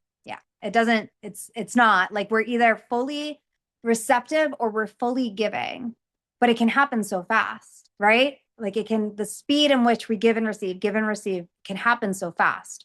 So it can, I mean, however you want to see it, we could see that time is not linear, so it's all happening simultaneously. Or you can see with every breath, there's an inhale and an exhale. I feel like when we start to really feel there's an inhale and exhale with every breath, it starts to allow ourselves to pace the giving, pace the receiving, pace the giving, pace the receiving. But we want to make sure that we're receiving. Now, this is different from getting. And I want to make this distinction really fucking clear because what ends up happening to people, especially in business and in money, is if our nervous system has been fucked with because suddenly we lost income or lost a client or whatever, we tend to start focusing on getting. So let's talk about this real quick. Complete survival mode. Our nervous system gets jacked, and then it's like root chakra, which is money and sex and power. It's all the things. Root chakra starts to be like, fuck, fuck, fuck. What can I get? What can I get? What can I get? What can I get? So then everything starts to be shaped around that frequency. Content, it's like we're creating content to get something from people. People start to buy because they want to get something from us. We're on that frequency of getting. It's not just transactional, it's scarcity, it's urgency, but it's also it's incredibly degrading, but it's leechy, right? It's parasitic. Like we end up depleted. So when we're trying to get, we're like scraping from the field. Getting is not the same as being open to receiving. But in order to be open to receiving, we have to be willing to give, but we can't be giving from a place of manipulating universal law. We have to be giving from a place that we know we're fully resourced. So this is why, like, what's the word? Tithing, right? Like, law of attraction would talk about this, or spiritual teachers, even the church is like, give money to causes because that's it helps money flow and stuff like that. Like, sure, fine, but it's also donate your time. Where can you give your time? Where can you put your energy and your time and your resources in order to start generating that? So this story specifically is the code that I cracked for this. In March of 2024. Correct. I was living at my parents' house. My business had 6-figure years, consistent 5-figure months, but I still didn't trust money. Like, I still wasn't like, I can move out. Like, I still didn't know if it was going to stick. I was like, is it a fluke? Did I really do it? Did I really, like, did I figure out the business thing? Because for a refresher, 2021, I was negative $50,000. Like, I put out that much money without return. 2022, my net profit was 15,000, and then 2023 was my first 6-figure year. 2024 was a 6-figure year. So it's March of 2024, and I'm still like, can I trust it? Can I trust the money? So I didn't want to move out of my parents' house yet because I didn't feel that energy. I was paying off my credit cards like really like fast and crazy, all these things. Like, I was doing all this stuff. I was working with a coach at the time. And during this time of focusing on my money and my business, my cousin had a pretty serious crisis, like family crisis. And it ended up having me going down to her home, which was like about an hour from my parents' house, a little bit more, every weekend, cleaning out the house, taking care of the girls, her daughters, really just full on giving to her with all of this energy I didn't even know I had. And I was doing this for about a month. And during this time, because I was driving my car so much, my car was a little bit older, my car was like dying. So then I had to make this choice in the sleep, or I got this invitation essentially to buy a new car. And the car that I ended up buying was the car that I put on my vision board right when I went all in on my business, like the same exact car, same exact gear. And I had it as the background on my phone for probably about a year too, like the dashboard, right? Like, or like the steering wheel. So I would like look at my phone and see myself driving behind that car. So this whole experience with my cousin happens, and my car is about to die. And I'm like, oh, I can buy a new car now. And I buy the car that's on the vision board. So I'm like, holy fuck, like, this is like a manifestation, like a manifestation. Manifestations don't always come the way we think they're going to come, right? Like, it's not like my car died in order for me to get the push to buy the new car. But what ended up happening after that, shortly after, I had this intuition that I could move out of my parents' house. Like, I could sign a lease. And this would be my first time my business was my sole provider. And I'd be signing a lease with my business being the only thing, the only part of my income. So it was a big deal. And I had this intuitive hit, and I was like, I'm scared. And then the very next day, my mentor said to me, we need to get you out of your parents' house. And that was her intuitive hit. And because it came through her, the day after it came through me, I had the courage to make the move, to make the leap, to do the thing. And I signed my lease to my, at the time, dream home. That was my first home, all by myself, with money, all by my business. And my income doubled the next month and the month after that. So that happened 100% because I stopped focusing on me, and I was over giving from a place of having the means and resources to someone I loved and cared about. And it wasn't fabricated. I wasn't like seeking some kind of catalyst in the universe. It's just what happened. And the effect of that was moving into this huge quantum shift in overflow and growth into where my money was going and where my money was coming from. So it's the heart portal, it's the care. So it's not like, yes, we need to care more about our clients and the people in our field and our service, of course, but it's our entire life. There's no compartmentalizing any of this. It's the entirety of our life that we're dilating our heart field to feel more, to experience more, to hold more, to live more. We're all in on life. There's no exception to this. So coming back to power, our power is our presence. So we're present with exactly what is. And in the moment, there are things that are going to come in our field to respond to. So how we respond to these things matters, but we're not seeking things to respond to. Like that's not the game. There's so much for us to respond to in this moment. Sometimes we need to get into stillness and see what comes up and just say, God, source, creator, what is it that you're calling me to respond to here? And hold the pressure, hold the void until it becomes clear. And a lot of the times it's things that we don't fucking want to respond to. We're avoiding something. But our power is in our responsibility. It's in releasing the avoidance. It's releasing the control, the anxious attachment, the avoidant attachment. Our power is in releasing that to be fully responsible to what is in front of us. And then our capacity to hold the pressure. It's the pressure in our system that is the jet fuel for where we want to go. We're not just floating like a leaf or a feather in the air, like we're jet fueled. And it takes pressure building, the pressure of the duality of what's there and where we desire to be going. Okay. So before we take our break, so I want to say this here. He's so cute. She's like, I can't take it. Aw. Yes, we love men. Yes, good men. Men are great. We love men. Okay. All right. So I'm gonna read this to you now, and then we'll have like a 5-minute bio break and come back with a pen and paper and all the things, and then we're gonna go into an activation. All right. So here's the transmission. We cannot manipulate universal law.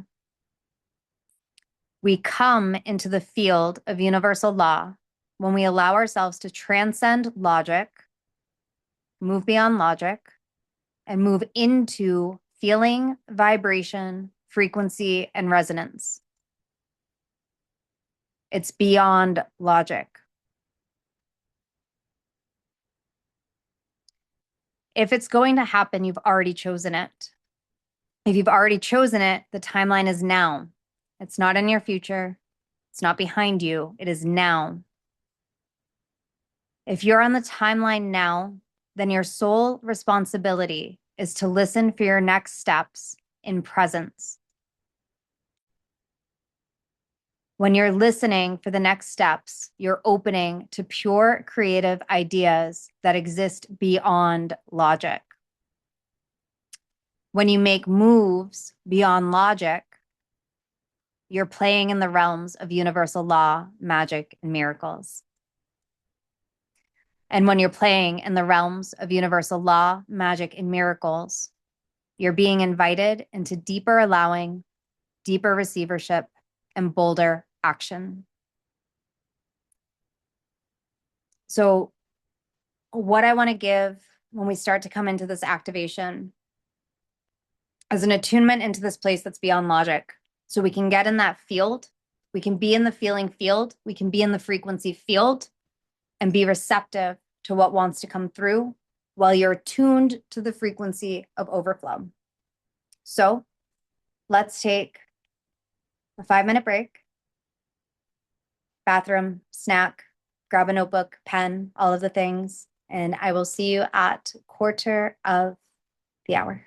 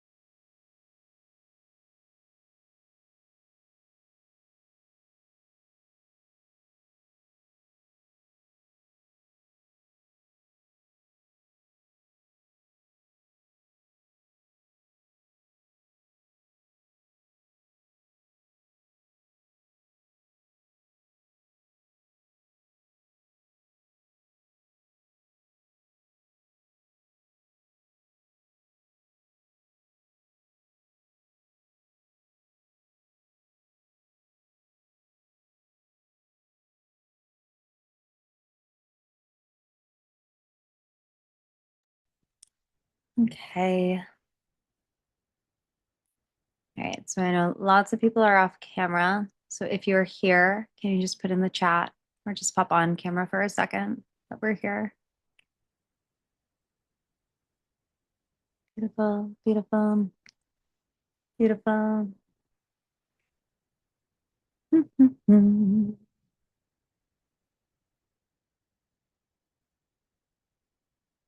Beautiful. Come. Beautiful.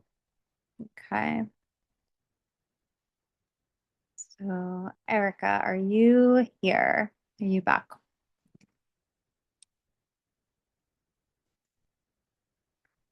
There was something I was thinking of when I went to have my chocolate break, and I wanted to implant it here before we started a little attunement, but I don't remember what it was. So, just check my notes. So yeah, so make sure you're in a comfortable, like seated position or however, because we're really going to drop in for a minute, and this is going to be like the energetic calibration place. So making sure you have pen, paper, all of the things.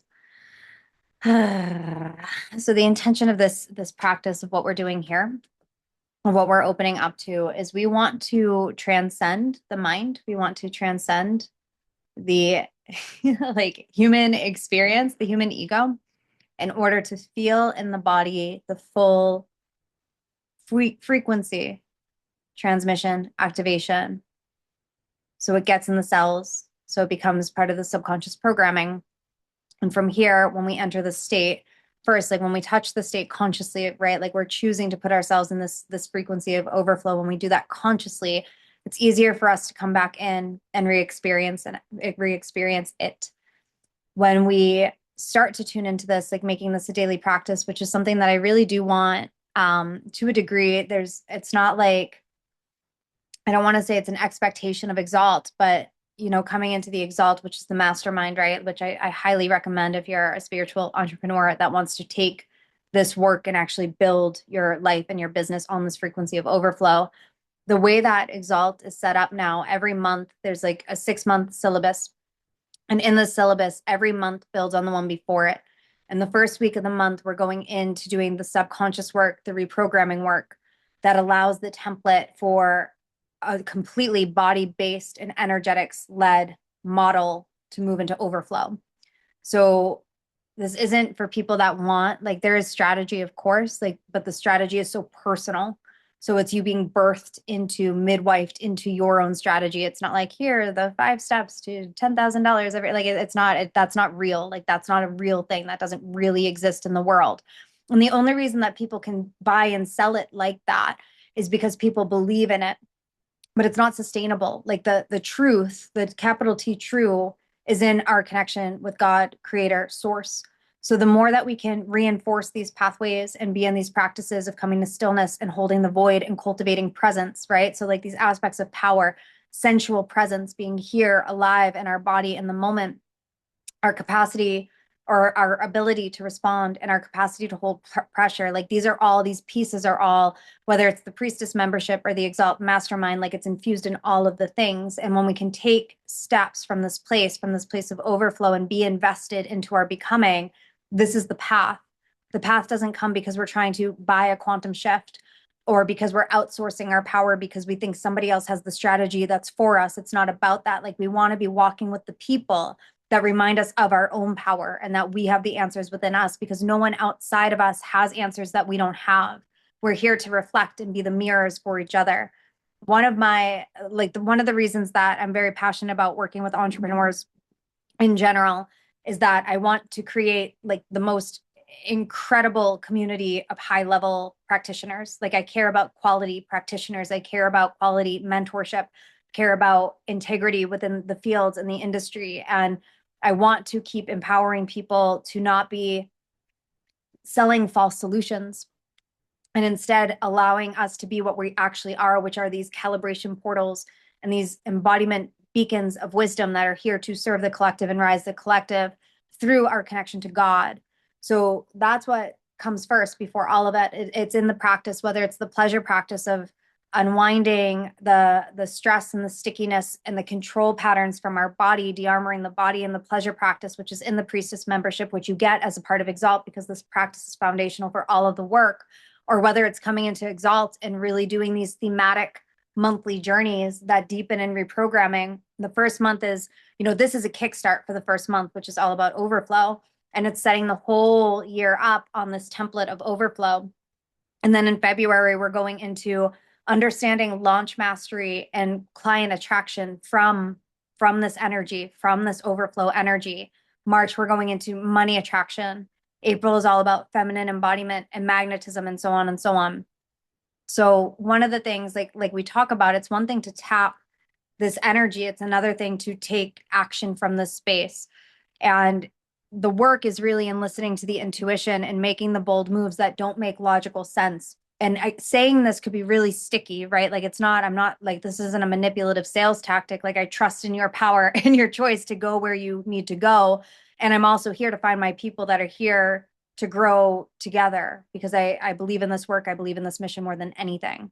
So what we're going to do now is we're going to get into the body. We're going to transcend beyond the logical mind. We're going to really drop into this field and tune into, get a felt sense, a conscious. We're not just like slipping into, oh, I'm experiencing overflow. It's like, I'm going to consciously create overflow in the field in my body right now. So I'm going to go off camera as well. It helps me tune in and guide. So if you want to be on camera, off camera, that's up to you. But we're going to start to go inward. So let's take 3 collective clearing breaths together, inhaling through the nose and exhaling with a sound through the mouth.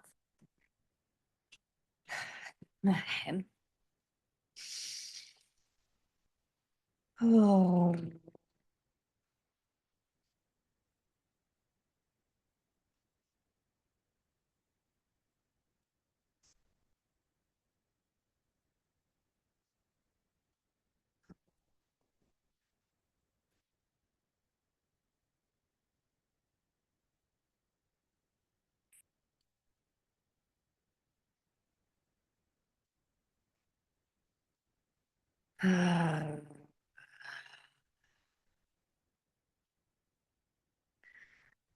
Now, as feminine beings, as we go into this work, I want you to stay connected to your breath, to your sound, and even movement. So, a lot of masculine journeys, visioning will have you be in complete stillness. But for us, for womb keepers, having some kind of motion at the hips, circles at the hips, spirals in the body tends to help bring us down in and open. So, inviting you to open, motioning at the hips, motioning at the womb. And using your sound to help drop you in deeper into your body.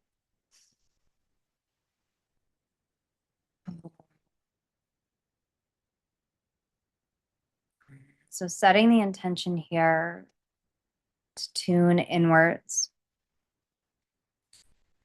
releasing the day,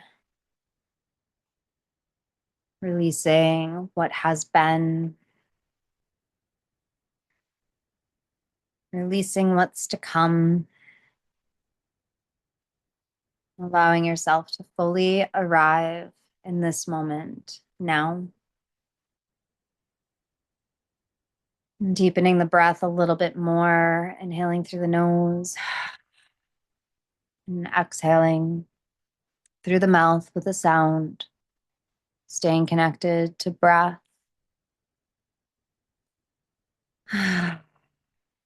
Sound and movement, rocking if that feels good. The more subtle the motions, the more it draws our focus.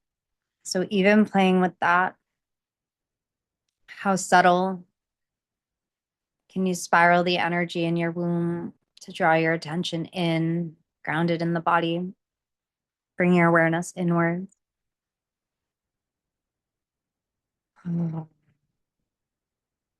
Cultivating presence, sensual presence in this moment now. So with your eyes closed here, starting to bring more awareness to your sense of sound.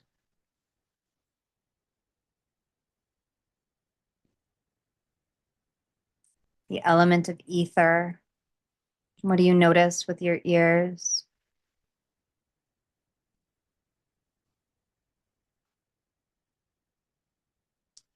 Opening your sense of hearing to receive even more information through sound, through your ears. Opening to receive.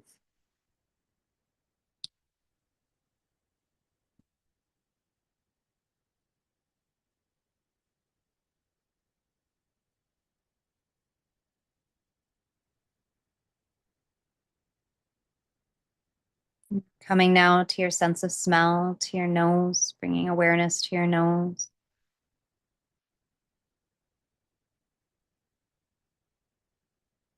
Connecting to the element of air, noticing what do you smell, expanding your capacity to receive information through your sense of smell, through your nose. Now,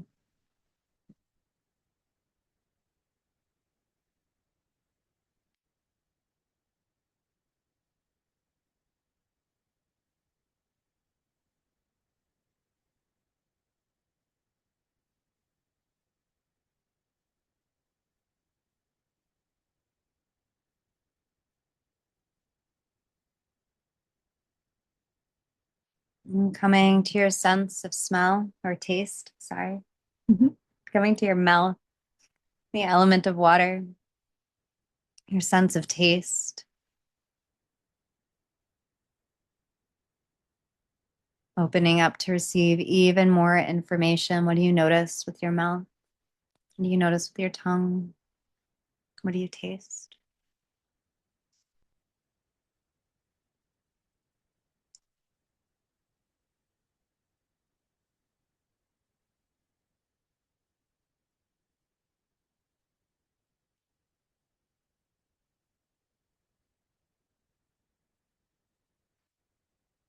Bringing your fingers maybe to your neck or your jawline, activating your sense of touch.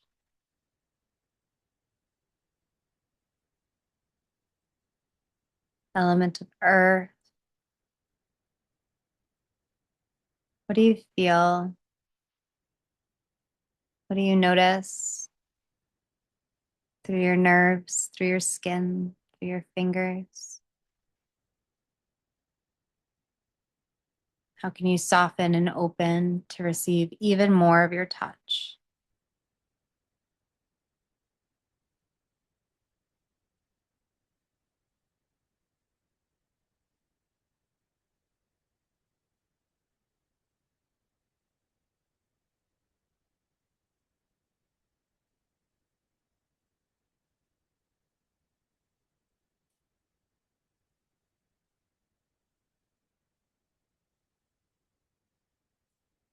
With your eyes closed, becoming aware of your mind's eye, your third eye, and your inner sight connected to the element of fire.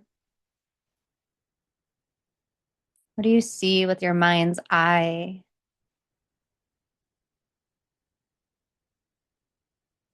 What do you notice with your imagination? How can you open to receive even more information through your third eye, through your inner sight?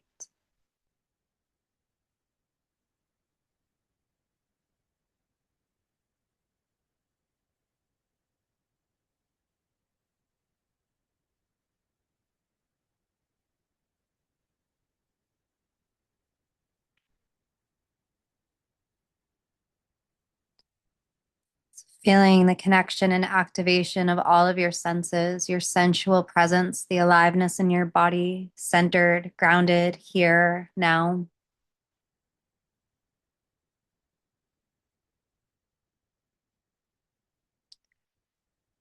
Allowing your breath, your sound, and your movement to deepen your trance, the harmonic buzz of resonance, bringing you more and more inwards.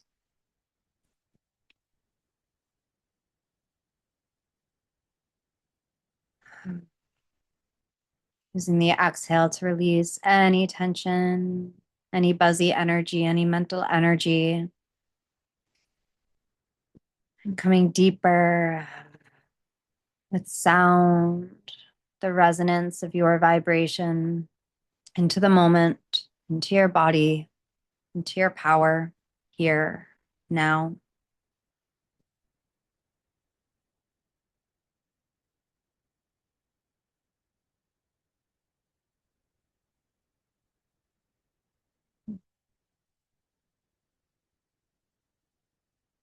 So in this moment, notice how solid you feel. In this moment, all of your needs are met. You don't need anything. You're present, you're embodied, you're connected to your senses. You're here now. Nothing to do, nothing to achieve.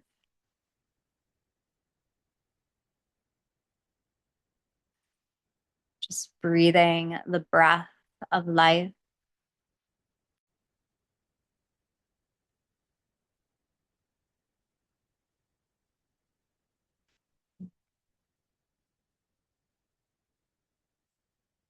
And acknowledging, just consciously acknowledging here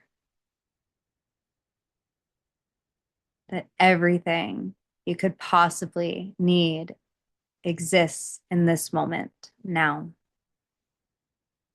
Feel it. It's not logical. It's felt. It's felt beyond matter and into matter.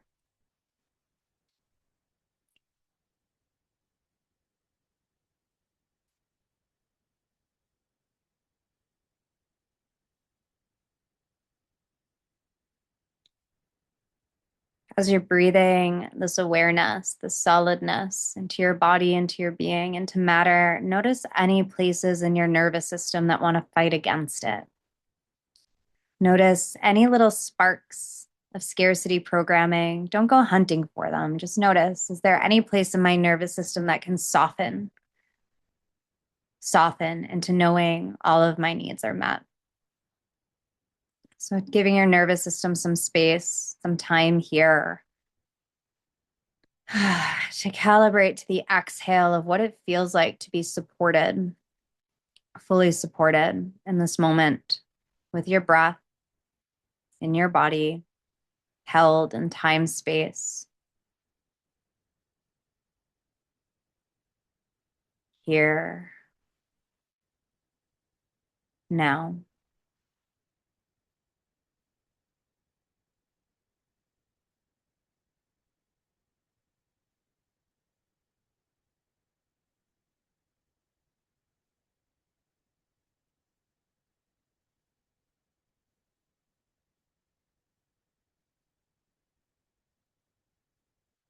And just being aware that this unwinding of the nervous system is a lifelong journey. It's not about perfection, it's just about direction. So, the direction that your nervous system is aimed on is unwinding. Unwinding so it can hold more pressure, unwinding so it can hold more power, unwinding so you can be more alive without needing to grip and control in your body and life, softening, softening into expansion, softening into overflow.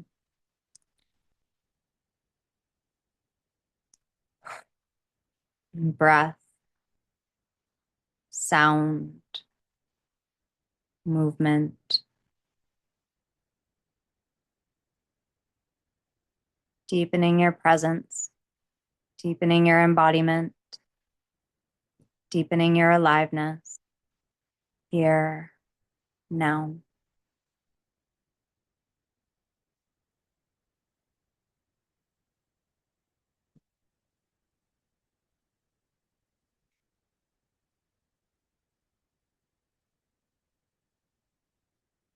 And as you find yourself feeling solid, even though you're always a work in progress, Even though there's so much to grow into, you feel solid in your embodiment. Allowing yourself to open up now to feel held and provided for and by Creator, Source, the divine field of universal intelligence, God. Feel yourself connected to something greater.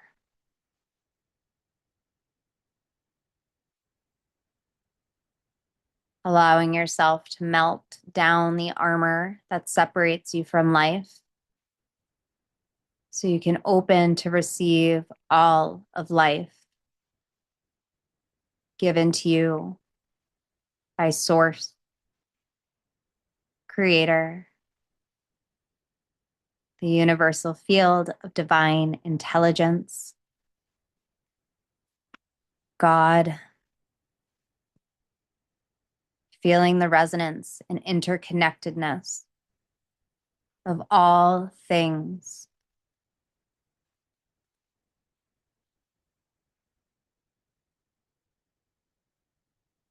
Upheld in the highest frequency of love, care, protection, provision. It's so obvious that there's no need to protect yourself when there's something so much greater providing and protecting in all of the ways. Allow your nervous system to unwind even more. Allow yourself to be held to receive even more. Opening up your field. Breath, sound, movement.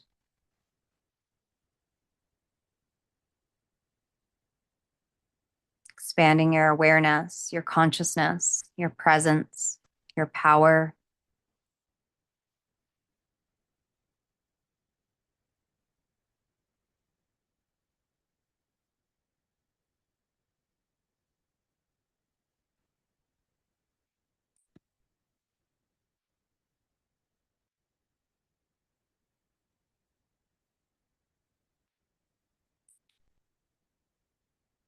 We're going to play a little bit of a human game for a second.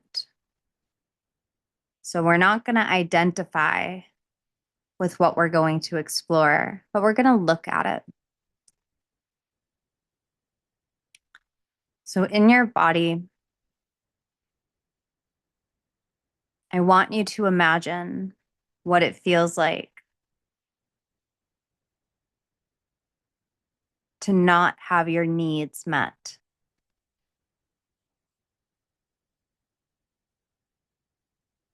So allowing your body and your nervous system from the safe space, clear space, to imagine what does it feel like to not have my needs met? What does it feel like to be in scarcity, lack, urgency, just lack of time, scarcity of time? Does it feel like in my body to not have my needs met?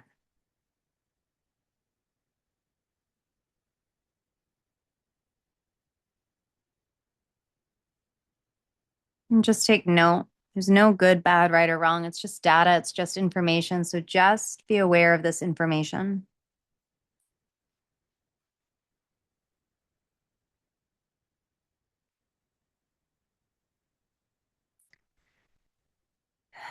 And letting that go. Exhaling. Just feeling that little bit of reverberation in the nervous system. I want you to call forward now. What does it feel like to be trying to have your needs met? What does it feel like to be reaching, for trying, for striving, for aiming for your needs to be met? What does that feel like in the body and your nervous system?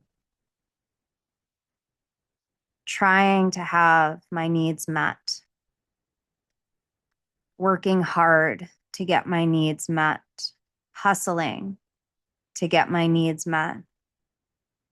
What does that feel like in the body, in your nervous system?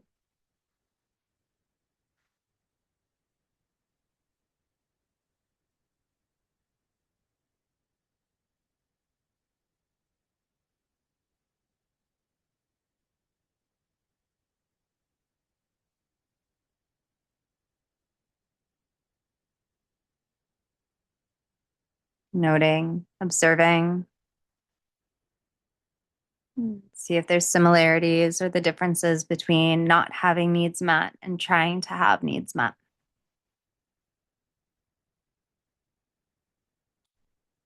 Being aware of this somatic experience, nervous system experience,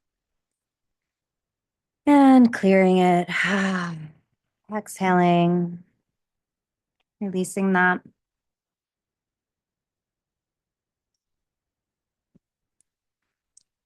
And now I want you to call forward what it feels like to just have your needs met. There's just enough. I have enough. I have enough for myself. There's just enough here. My needs are met. Just enough.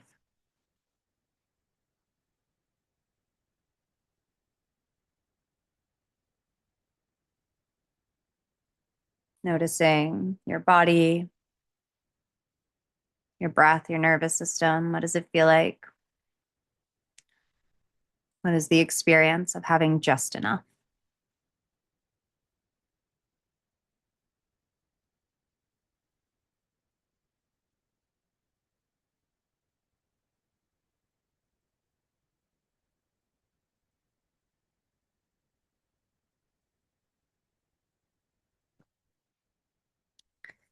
And releasing that. Exhaling that out of the field. And now calling forward, having a little bit more than just enough. There's a little bit extra. There's a little bit extra than what you need, more than you need, just a little bit more, a little bit to give, a little bit to share. What does that feel like in the body?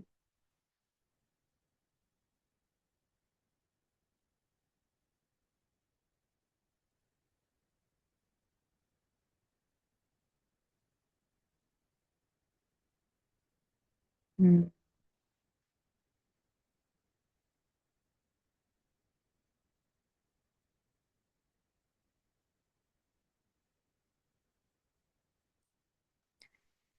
And clearing that, exhaling, inhaling, exhaling. Let's take 3 deep clearing breaths here, just kind of processing that whole experience. Inhaling through the nose, exhaling with a big sound.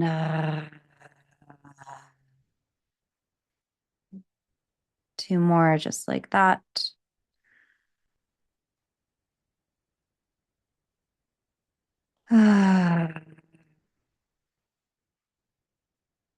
One more, just like that.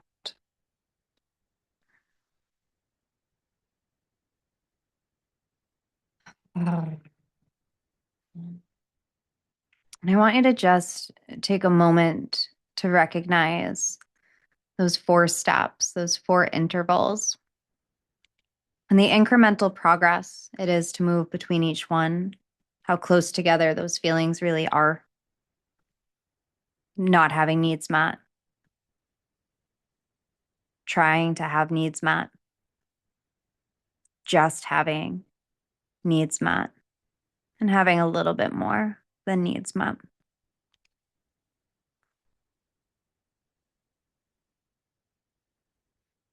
Noticing none of those really feel fully satisfying or peaceful or successful, or surprising. It's very predictable, incremental progress. And it's also where the majority of people exist, playing in those frequencies between not enough and just enough. But that line of just enough is so close to not enough. It's right there. So this is where most people are playing. This is where most people are trying to create. We're all manifestors. We're all creators. We're all creating on a specific frequency, on a paradigm that we've identified with. This is where most people have identified. They've identified themselves with feeling like they don't have enough, or they have just enough, or they have a little bit extra. This is where feast or famine, all these patterns exist right here. This little octave. And as much as we think aiming for having a little bit more than enough or just enough is enough, it's never enough. It's not enough. It all feels the same as not enough and trying to have enough. It's all the same. Close game. So having that awareness in the body and the understanding that most people are existing here, it doesn't even matter how much money you make. This is the frequency. This is the experience. It could be a millionaire that experiences money and abundance and prosperity, and this is what they feel. They don't actually feel the frequency of overflow or true abundance or wealth in the full way. They may have the dollar amounts, they may have the numbers, but they don't have the bodied feeling. So what we want to do is we want to calibrate our body. We want to calibrate our nervous system to have the feeling of overflow, of abundance, of prosperity, of wealth. And from the inside out, coming from this feeling, we create the outer world to match. And this is what makes it sustainable, is because this feeling, this frequency that was given to me from God, from something greater, is coming through me. I am a steward of this frequency. Of course, I am here to serve it. Of course, I can recreate it. It's not made from circumstance. It's made through faith and care and being a channel, being a vessel for this energy. So I want you now to come back to this place where you were feeling really solid. Clearing that energy, the needy energy out of the field. Needs, needy. I'm going to get a little bit radical here. I'm going to get a little bit crazy, because what we're doing, what we're playing with when we're doing this work is we're not really playing logical games. It's not logical linear progress. It's pretty crazy. We have to lose our mind a little bit in order to get the real results. So feeling your body in this moment, feeling your senses, receiving information, coming back to breath, sound, touch, bringing touch to your skin, movement at your hips.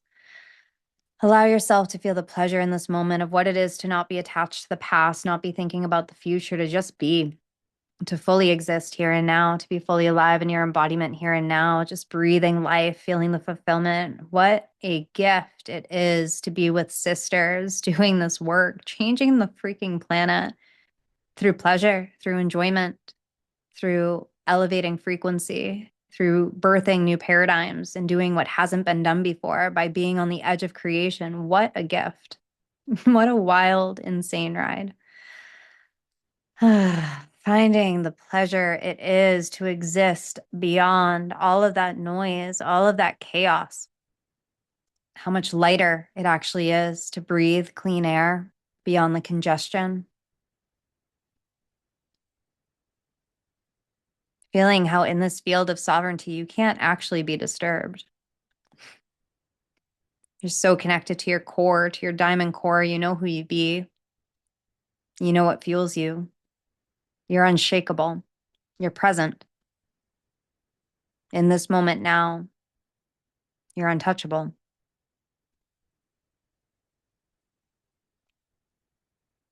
Your responsibility is to choose the frequency you give your attention to. So putting your attention on your heart field, putting your attention on your connection to something greater, feeling the expansion with your breath, the surrender, releasing the need for logic more and more to come into the field of feeling and intuition, transcending logic, expanding far beyond, dialing in to the field of universal law, feeling in this space how exactly what you feel attracts more of what you feel. Feeling law of attraction, experiencing law of attraction. The better it gets, the better it gets. The more down I spiral, the more down I spiral. The more open my heart is, the more open my heart is. Breathing to soften, to open even more.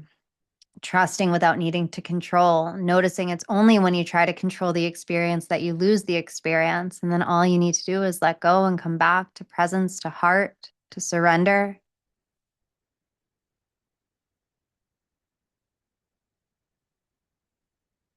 Breathing into the heart. Feeling the solidness. Everything I need is here. It's not about enough. It's not about having just enough or not enough. It's just here. It just is. It's an isness. There's no enoughness. It just is. It's just here. There's no question. There's no question of worth. Am I worthy? What does that even mean? Am I worthy? Did I work hard enough? What does that even mean?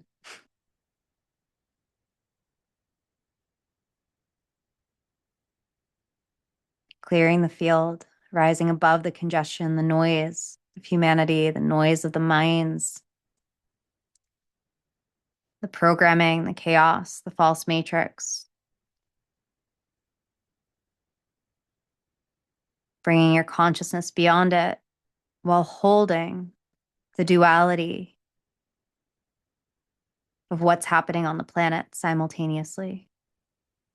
Not entangling with it, being aware it's been there. You know it's been there. You don't need to feel bad about it, but hold the pressure of what it is and the duality of what you're choosing to experience beyond the congestion, beyond the false matrix.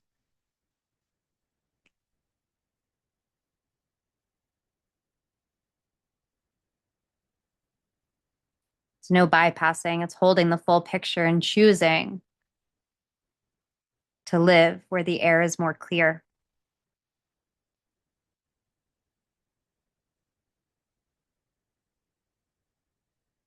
So from this space in your body, there's a deep knowing that of course there is enough. Of course there is enough. Of course there is enough. So allow me to be a steward of overflow. Allow me to be the one who shares resources as a vessel of overflow.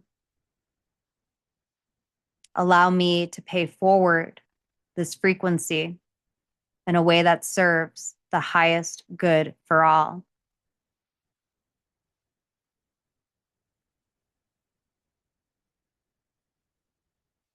God, creator, source, divine field of universal intelligence, show me what it feels like to be in overflow.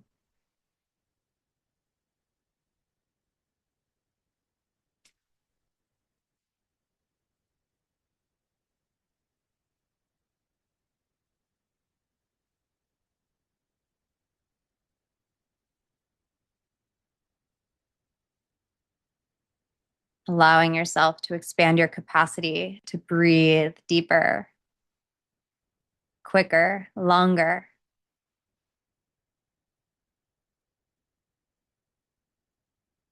Asking for your imagination to illustrate overflow. Does it look like water? Does it look like a garden? And allow this overflow to feel so much bigger than who you are. It is so much bigger than who you are. And with the bigness of the isness of the overflow, how do you respond? How do you raise your presence and your ability to respond as you deepen your capacity to hold pressure in the frequency of overflow? How do you feel empowered in the frequency of overflow.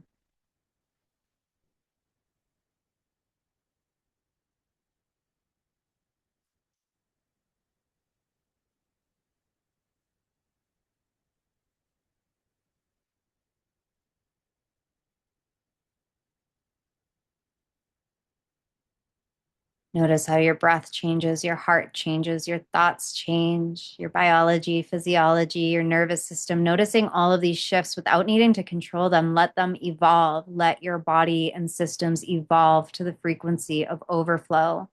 Meet your power in overflow without needing to control.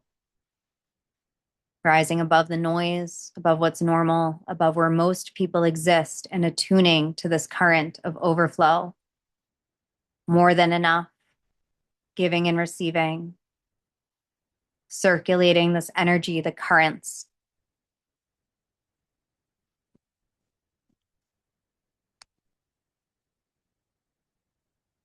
Breathe deeper to embody this experience in every cell, every atom of your being.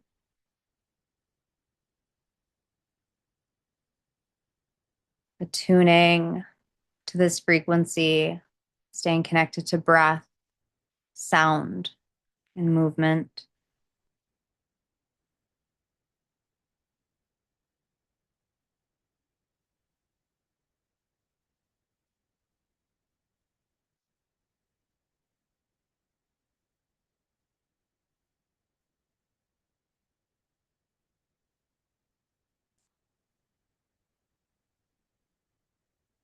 I'm going to read back to you what I read before our break and see if you can feel it and hear it with new ears.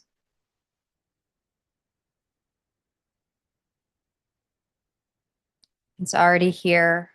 You've already chosen it. If you've already chosen it, the timeline is now. If you're on the timeline now, then your sole responsibility is to listen for next steps in presence. When you're listening for next steps, you're open to pure creative ideas beyond logic. When you make moves beyond logic, you're playing in the realms of universal law, magic, and miracles. When you're playing in the realms of universal law, magic, and miracles, you're being invited into deeper allowing, deeper receivership, and bolder action. You are being invited into deeper allowing, deeper receivership, and bolder action.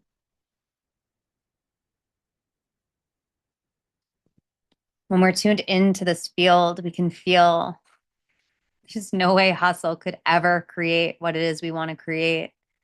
It is about the boldness of the moves that we make, making moves that build pressure in our bodies and our system, because it's that pressure that shifts the identity, the frequency, the timeline. It's who we are being while we make these bold actions that matters. With every bold action, we can feel our magnetism increases. We're increasing our capacity for receivership while we increase our faith. Bolder action means greater faith.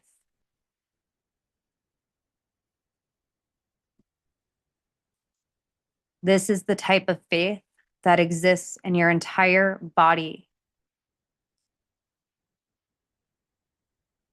It's not the faith that takes away power of creation. It's faith that fuels creation. It's not letting go, it's surrender into. Surrendering into the vision, the currents, the desire.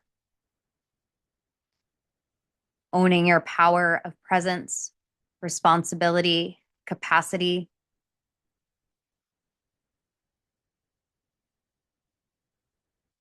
These are the moves that change the world.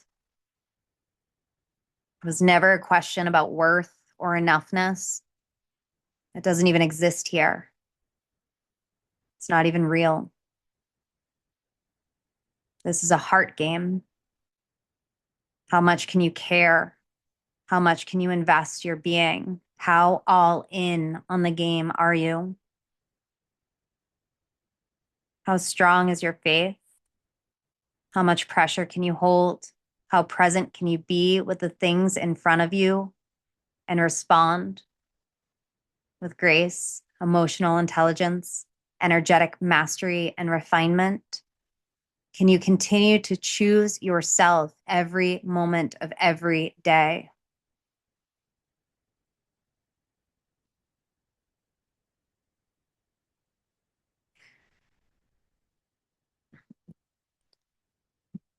Just breathing in here for a couple more moments.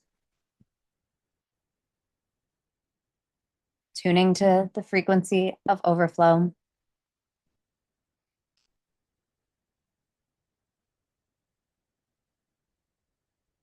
And holding this frequency, keeping it in your body, keeping it in your heart, keeping it in your senses, running that energy from your heart down to your arms, into your hand, into your pen, and taking about 5 minutes here to journal, write down, transmit, record what's alive for you now here through this activation. Imprint it, mark this frequency, symbols, words, whatever you want to do, put it on this timeline in time, space, and matter. So we'll do about 5 minutes of that. And then we'll transition to the final piece. It'll be right on time. We'll be wrapping up right on time today. So 5 minutes, and we'll come back in.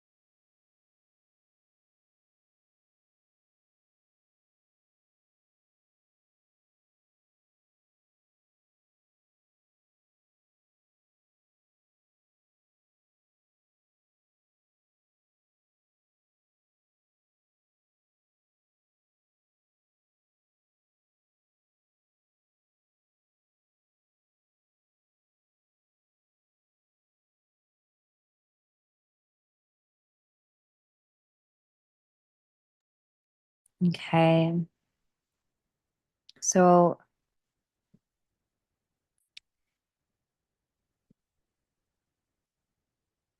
I have some questions that I want you to write down. And I want to be respectful of our time. And I also want to give you something to kind of integrate with. So before I give you that, I'd love to hear if anyone wants to share their experience with that journey. Anyone open? And if not, that's fine too.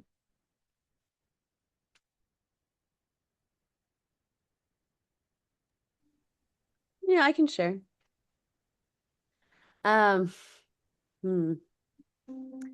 First, there's a gratitude for just like being in the practice because it's like all the stuff that like I know and I can do, but sometimes it's just like fucking doing it. So I appreciated that, just having that like just kind of just it was almost like tuning the dials and like you know, um, and just kind of feeling this almost like buttery sense of um possibility and like expansion, safe like and even in like a safety, like a trust. Like um I had this conversation with this woman this morning who's very rich. She's very rich. She's essentially like, I met with my financial advisor and I can spend whatever I want. She's like, I don't even know what that feels like. But she feels like a possible investor in my life. And so during this like meditation, it was almost like she came to into my field and this idea, this presence of like, wow, like she could have my back if I needed, if I requested something, right? Like,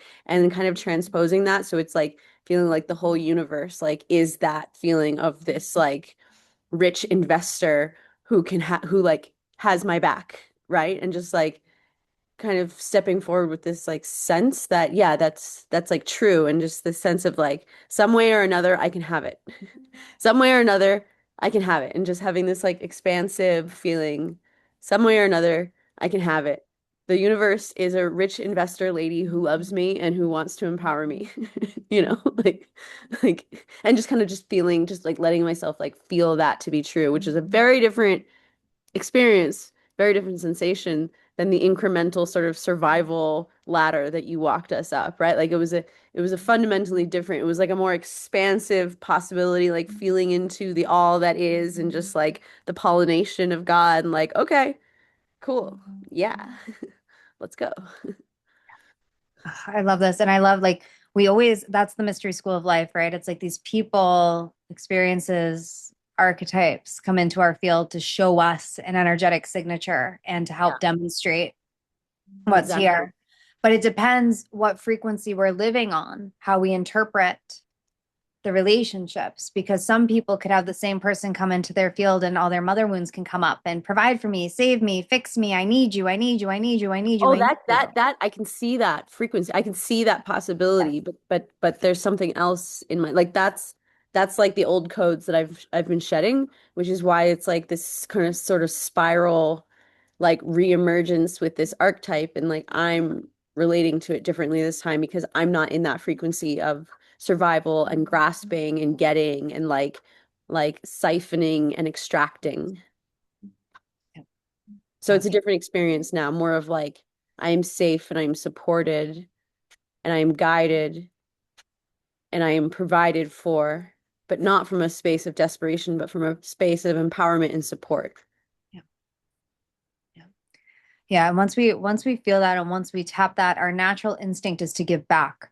Like once we're there, it's like we want to give that feeling. We want to be the investors for other people because we know what it feels like to receive being invested in from a space Hmm. of gratitude. So Hmm. we want to be the ones to provide that experience for other people. We don't want to be used by other people. We don't want other people to need our money or take our money, but we want to be in the position that we have the overflow so we can give people in these higher level relationships that experience. So it's so important because there's low ways that we can exchange on that come from taking what can I get, what can I take, what can I get, what can I take, Manipulation, and deception, all of that. illusion. Mhm. And it doesn't even have to be, it can just be scarcity. Like it's just not knowing that, like you said, it's like when you're in this field, it's like whichever way it happens, it can happen because I'm just open to it happening. And then Mm. in that space, it's like, well, I just choose it. I just choose that it happens. So, what's really important, I want to really emphasize this too, is like you said, it's like I know to do the thing, I just need to do the thing. And this is all of us. Like, I'm not telling you guys or showing you guys anything you don't already know. If we could do it on our own, we'd fucking do it on our own. But I don't believe that's the contract for us. I don't believe that's how we shift the wealth paradigm on the planet. I think we're playing a bigger game than what we even can realize at times. But when we start to weave with each other and we're not serving people who are in need and lack and trying to get their needs met, we're playing this game of entrepreneurship at a different level where it's not, I need you, it's I desire you. I could do it alone, but I have more fun doing it with you. Why would I do it alone when we could do this together?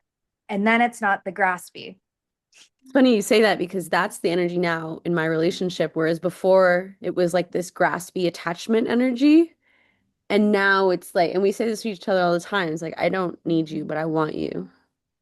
And it's great. It's a completely different sovereignty and choice and like way of relating. So it's like if I see that applying that same thing to other areas of my life, like I want you. I don't need you, but I want you. Well, with money, you could say I do need you and I do want you.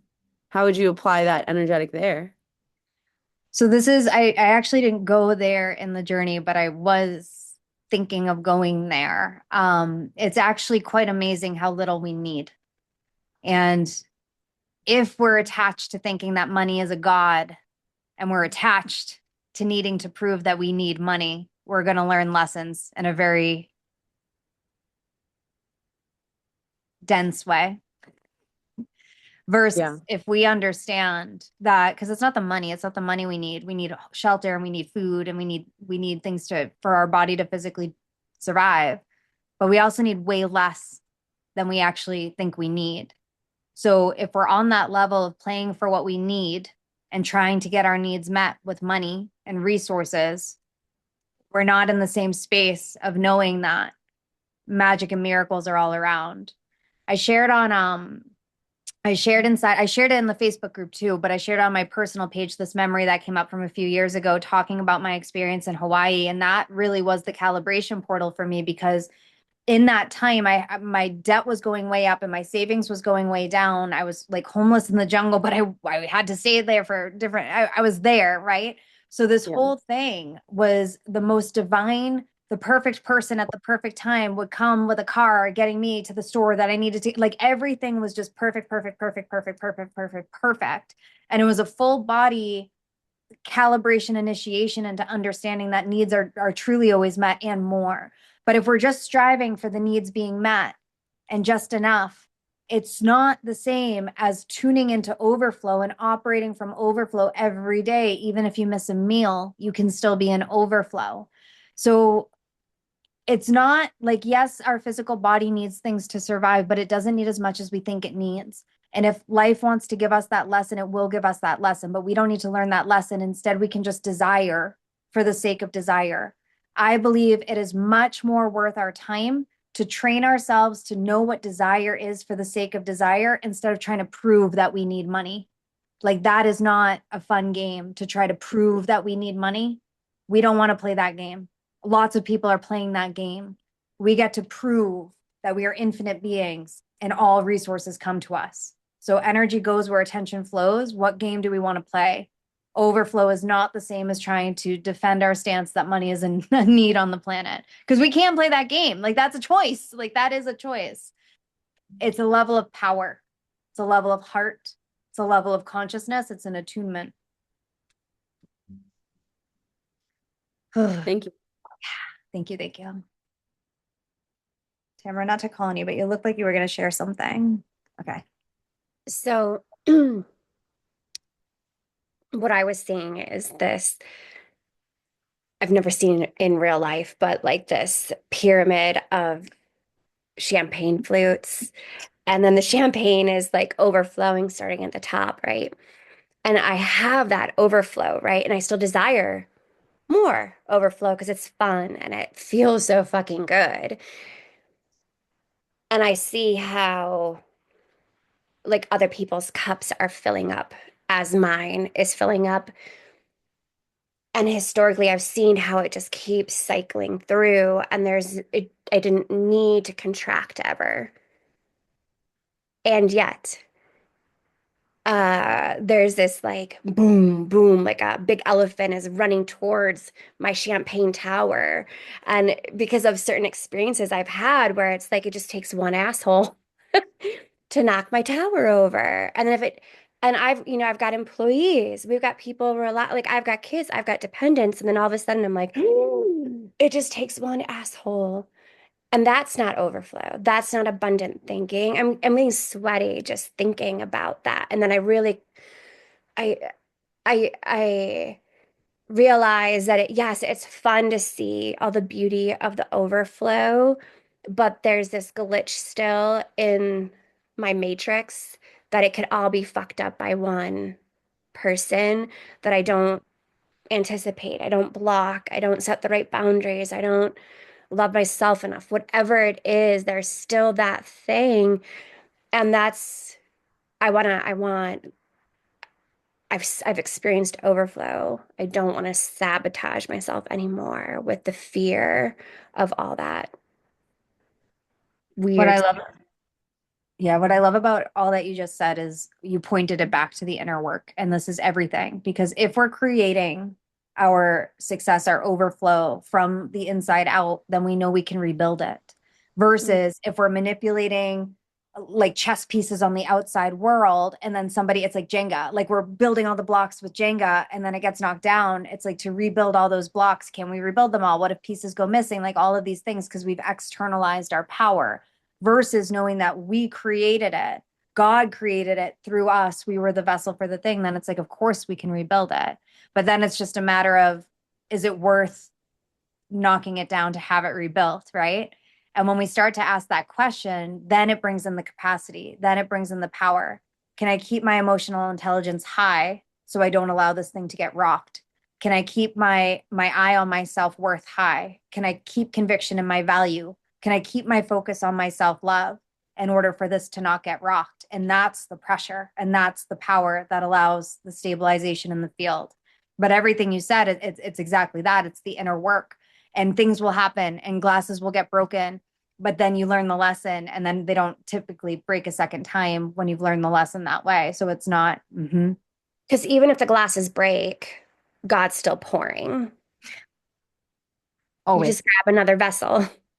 You Yes. just you you still gather. Yeah. Okay. And that's what you're responsible for, not Right. preventing it from happening. It's what to do when it happens. You can respond to that. So you don't need to protect. You can just trust in your ability to respond. Okay. I like Mm-hmm. that. Thank you. Mm-hmm. Mm-hmm. And let yourself get hurt. It's part of the game. Like, yeah, it won't kill you. Does anyone else have anything they want to share? Oh, I will. I Oh, will. Colleen, sorry, you can Oh, go. okay. I'll just go. So I was gonna say I'll go real quick, and I caught myself because I'm like, no lack and scarcity. Um, I was gonna share that yes, that what I noticed was like when I'm in those places of like, okay, there's not enough, then there's just enough, and then there's like those things you took us to, and then there's just a little bit more. It was like all of those things were when I was trying to control everything. And then the overflow, because and then I was like, oh wait, but and then I started like all these things came into my field of all the times that when I would just let go and surrender, like when I was in the hardest places, right? Like in June, one of those places, and then all of a sudden it was like, you, I got the intuition, reach out to Nikki. And then, and all these other times, it was like all these other times were coming into my field when it was like when I surrendered, and it was like just the miracles showed up and a miracle and a miracle. And then it was like, oh, that's when I'm connected to God. And then God's like, oh, like you get to choose. Like, how hard do you want this to be? Like, do you want this to be where you're, trudging and proving and, like efforting and like all of this stuff? Or do you want to, again, hold that pressure of the unknown because I don't know what's going to show up and just allow the miracles to show up? I get to choose. It's my choice how hard I want it to be. And that was like, okay. Amazing. Yes. And echoing exactly this point, right? It's like when we're controlling, it's so much harder. It's exhausting. There's so much effort there versus just allowing ourselves to receive. And in that allowing is the trust, and it's fucking terrifying. Like nobody wants to do that. Nobody wants to let go of control and go into trust and faith, even though it's where our liberation is. It's just funny, right? It's funny how we do these things. Thank you for all of this. Yes, Yeah, yes, yes. thank you. Yeah, exactly. Right? Multiple pieces of land just comes in. Lisa. So lovely. I think it's great that we all have like such different visuals. I immediately thought, of course, that sort of I think you had been talking about it, Nikki, like just a lush sort of like like completely overgrowing, but sort of like never ending garden of like flowers and fruits and vegetables and bees and clean water and like just all of it and like sunlight and and just like walking through there and again knowing that like that's not like I there's it's just so big that there's like it's not even a reality that I could like hustle to create it. You know, it's just like this is too big. And so this is beyond me. And so how beautiful it is that I get to access it. And then I was just thinking, I was like, okay, and then also to the point where you were talking about like just getting to then be able to like through the overflow state be able to kind of prune and choose based on that.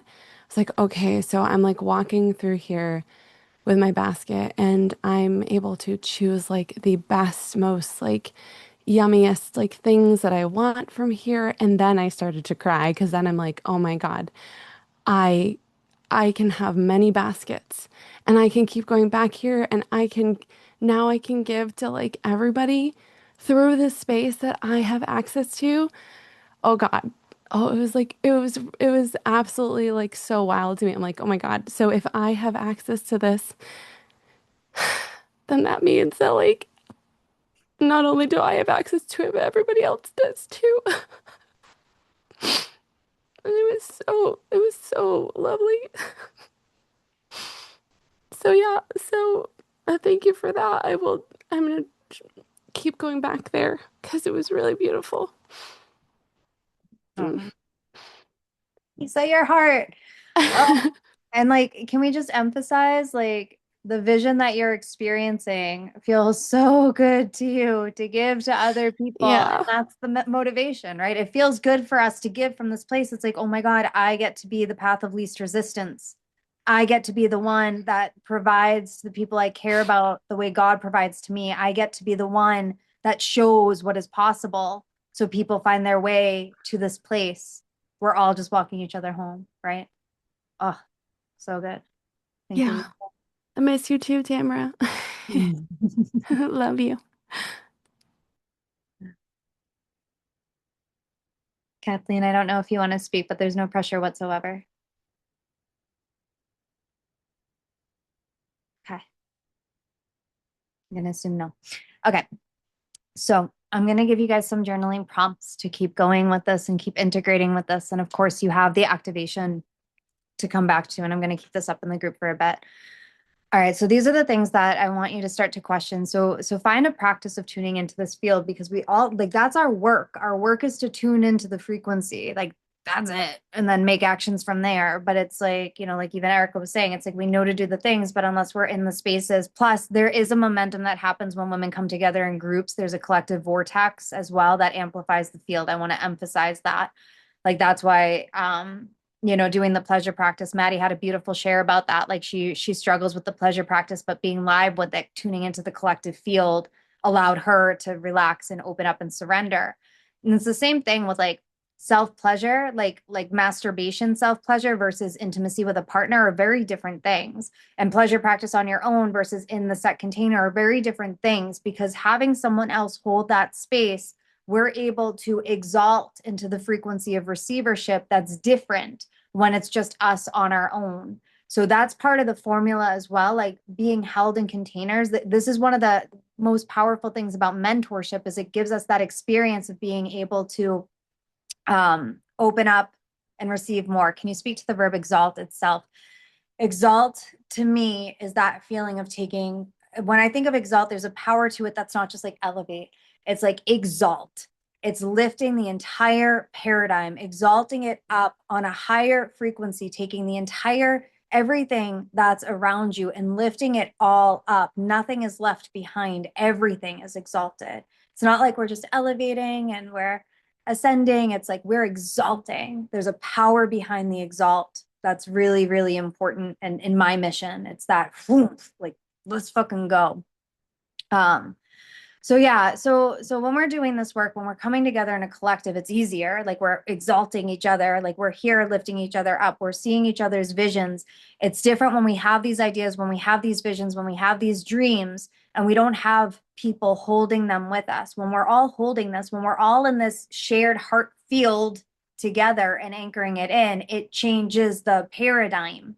All that it takes to create a paradigm is two people having a shared belief. So having multiple eyes on your beliefs, your visions, your dreams exalts your timeline and makes it tangible. Because if we all know, like logically, we can't explain these things. We try. I'm actually pretty good at it, I think. I think that's my one line in human design. I think I'm good at logically making sense of these things, but it's not logical. And like, here's the logic. We're going here. That's my logic. So we want to be doing this work in collectives. The women that are always going to have the most to gain in my field are the women that know they need to lose control. The women that know do, and want to surrender into faith. People are not going to do well in my field if they want the system and they want the strategy and they want to get somewhere quick. Because if time is of the essence, that doesn't work. There can't be time. Time is not a part of this process. Like there's no time. It's about attuning into this field that transcends all of time.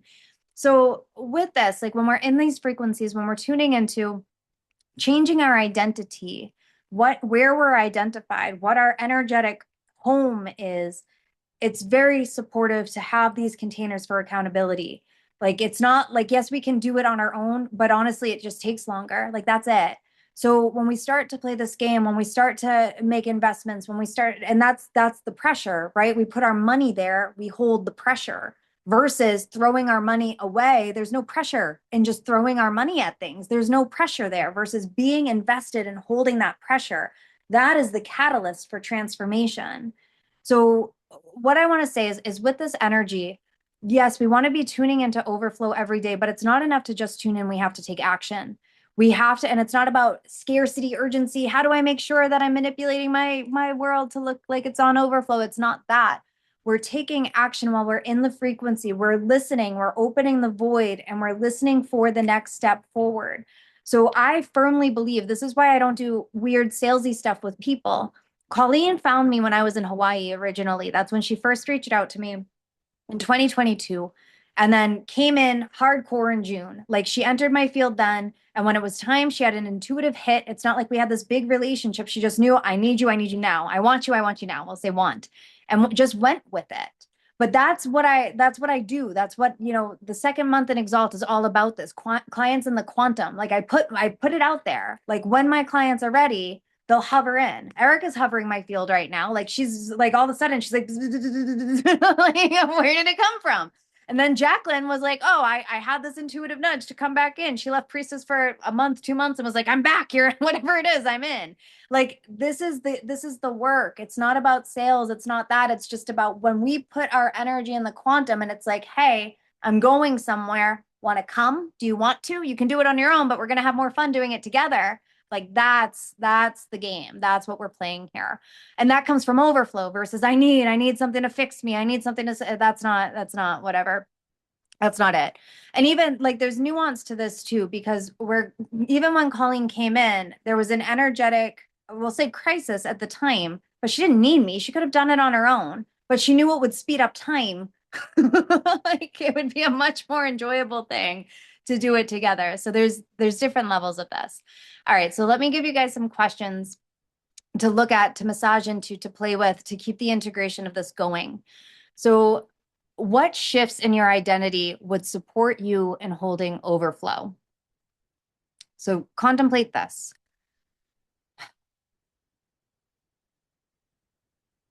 Then actually systematically, because we get to rewrite systems, open your field, tune into God, get into that place of overflow and ask, like, what can I put into place for the new year to set myself up for overflow?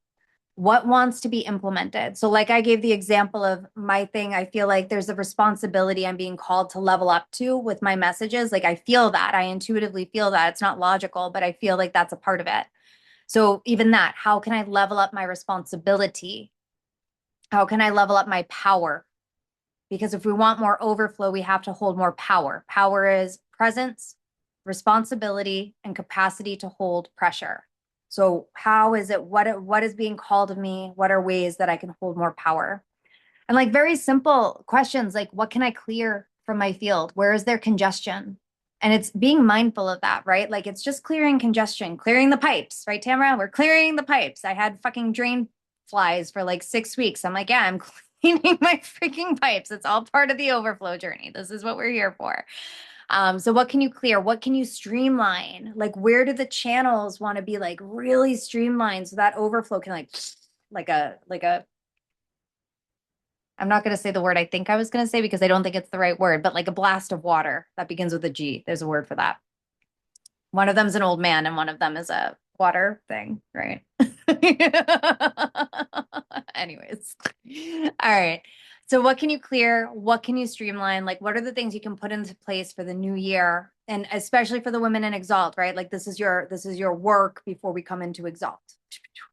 And then, and then of course, like where can I lean in for support and mentorship? Like that's also part of the energy. Like where is that to stabilize the frequency? Because that's what we're doing. We're stabilizing. Where's the support systems?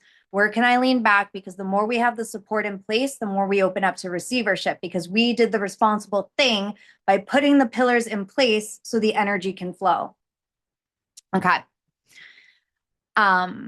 And keep in mind, I think one of the most important pieces, it was oh, what was the coach's name? This really well-known Jim Rohn, is that right? Jim Rohn? Yeah. So his thing is like there's no traffic on the extra mile. And there's really like that's like the neediness versus want, right? When we start to play on this field of overflow, there's not many people that have the courage and the balls to be playing up here and manifesting up here. Everyone's stuck on grasping and walking all over each other and grabbing for needs and all of these things. So when we actually take ourselves up to that plane of playing on the field of overflow, it's actually way easier to manifest. Just going to put it out there because less people are up there fucking up the field. You can't fuck it up, right? So there's no traffic on the extra mile. It's clear. Find people that resonate and support the vision. Come together, create paradigms. Simple. We got this. All right. Any closing thoughts, feeling, questions from anybody? So I'm going to keep this up. I'm going to keep this up until the full moon. And then I'll put this will go like Exalt women will keep it. I'll just put it in the Exalt portal. I want people to have access to this. Please like play with this and play with these questions. Continue to contemplate like what are the action steps? And it's not about how many action steps can I take. Please, it's not quantity, it's quality. What are the big steps that actually vroom, vroom, vroom, vroom? We save so much energy. We can't burn out. We cannot burn out that way. There's no burnout. There's like a lot of heart palpitations, but there's no burnout. We're stretching our capacity. We're exhilarating. We're becoming alive.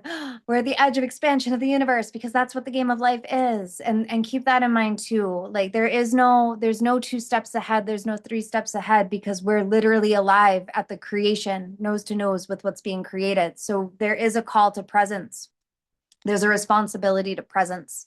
We have to be present and ask, present and ask. We can't strategize. Like then we're not alive. We're not creative. We have to stay alive in the moment.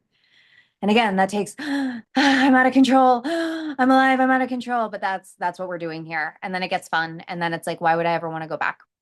All right.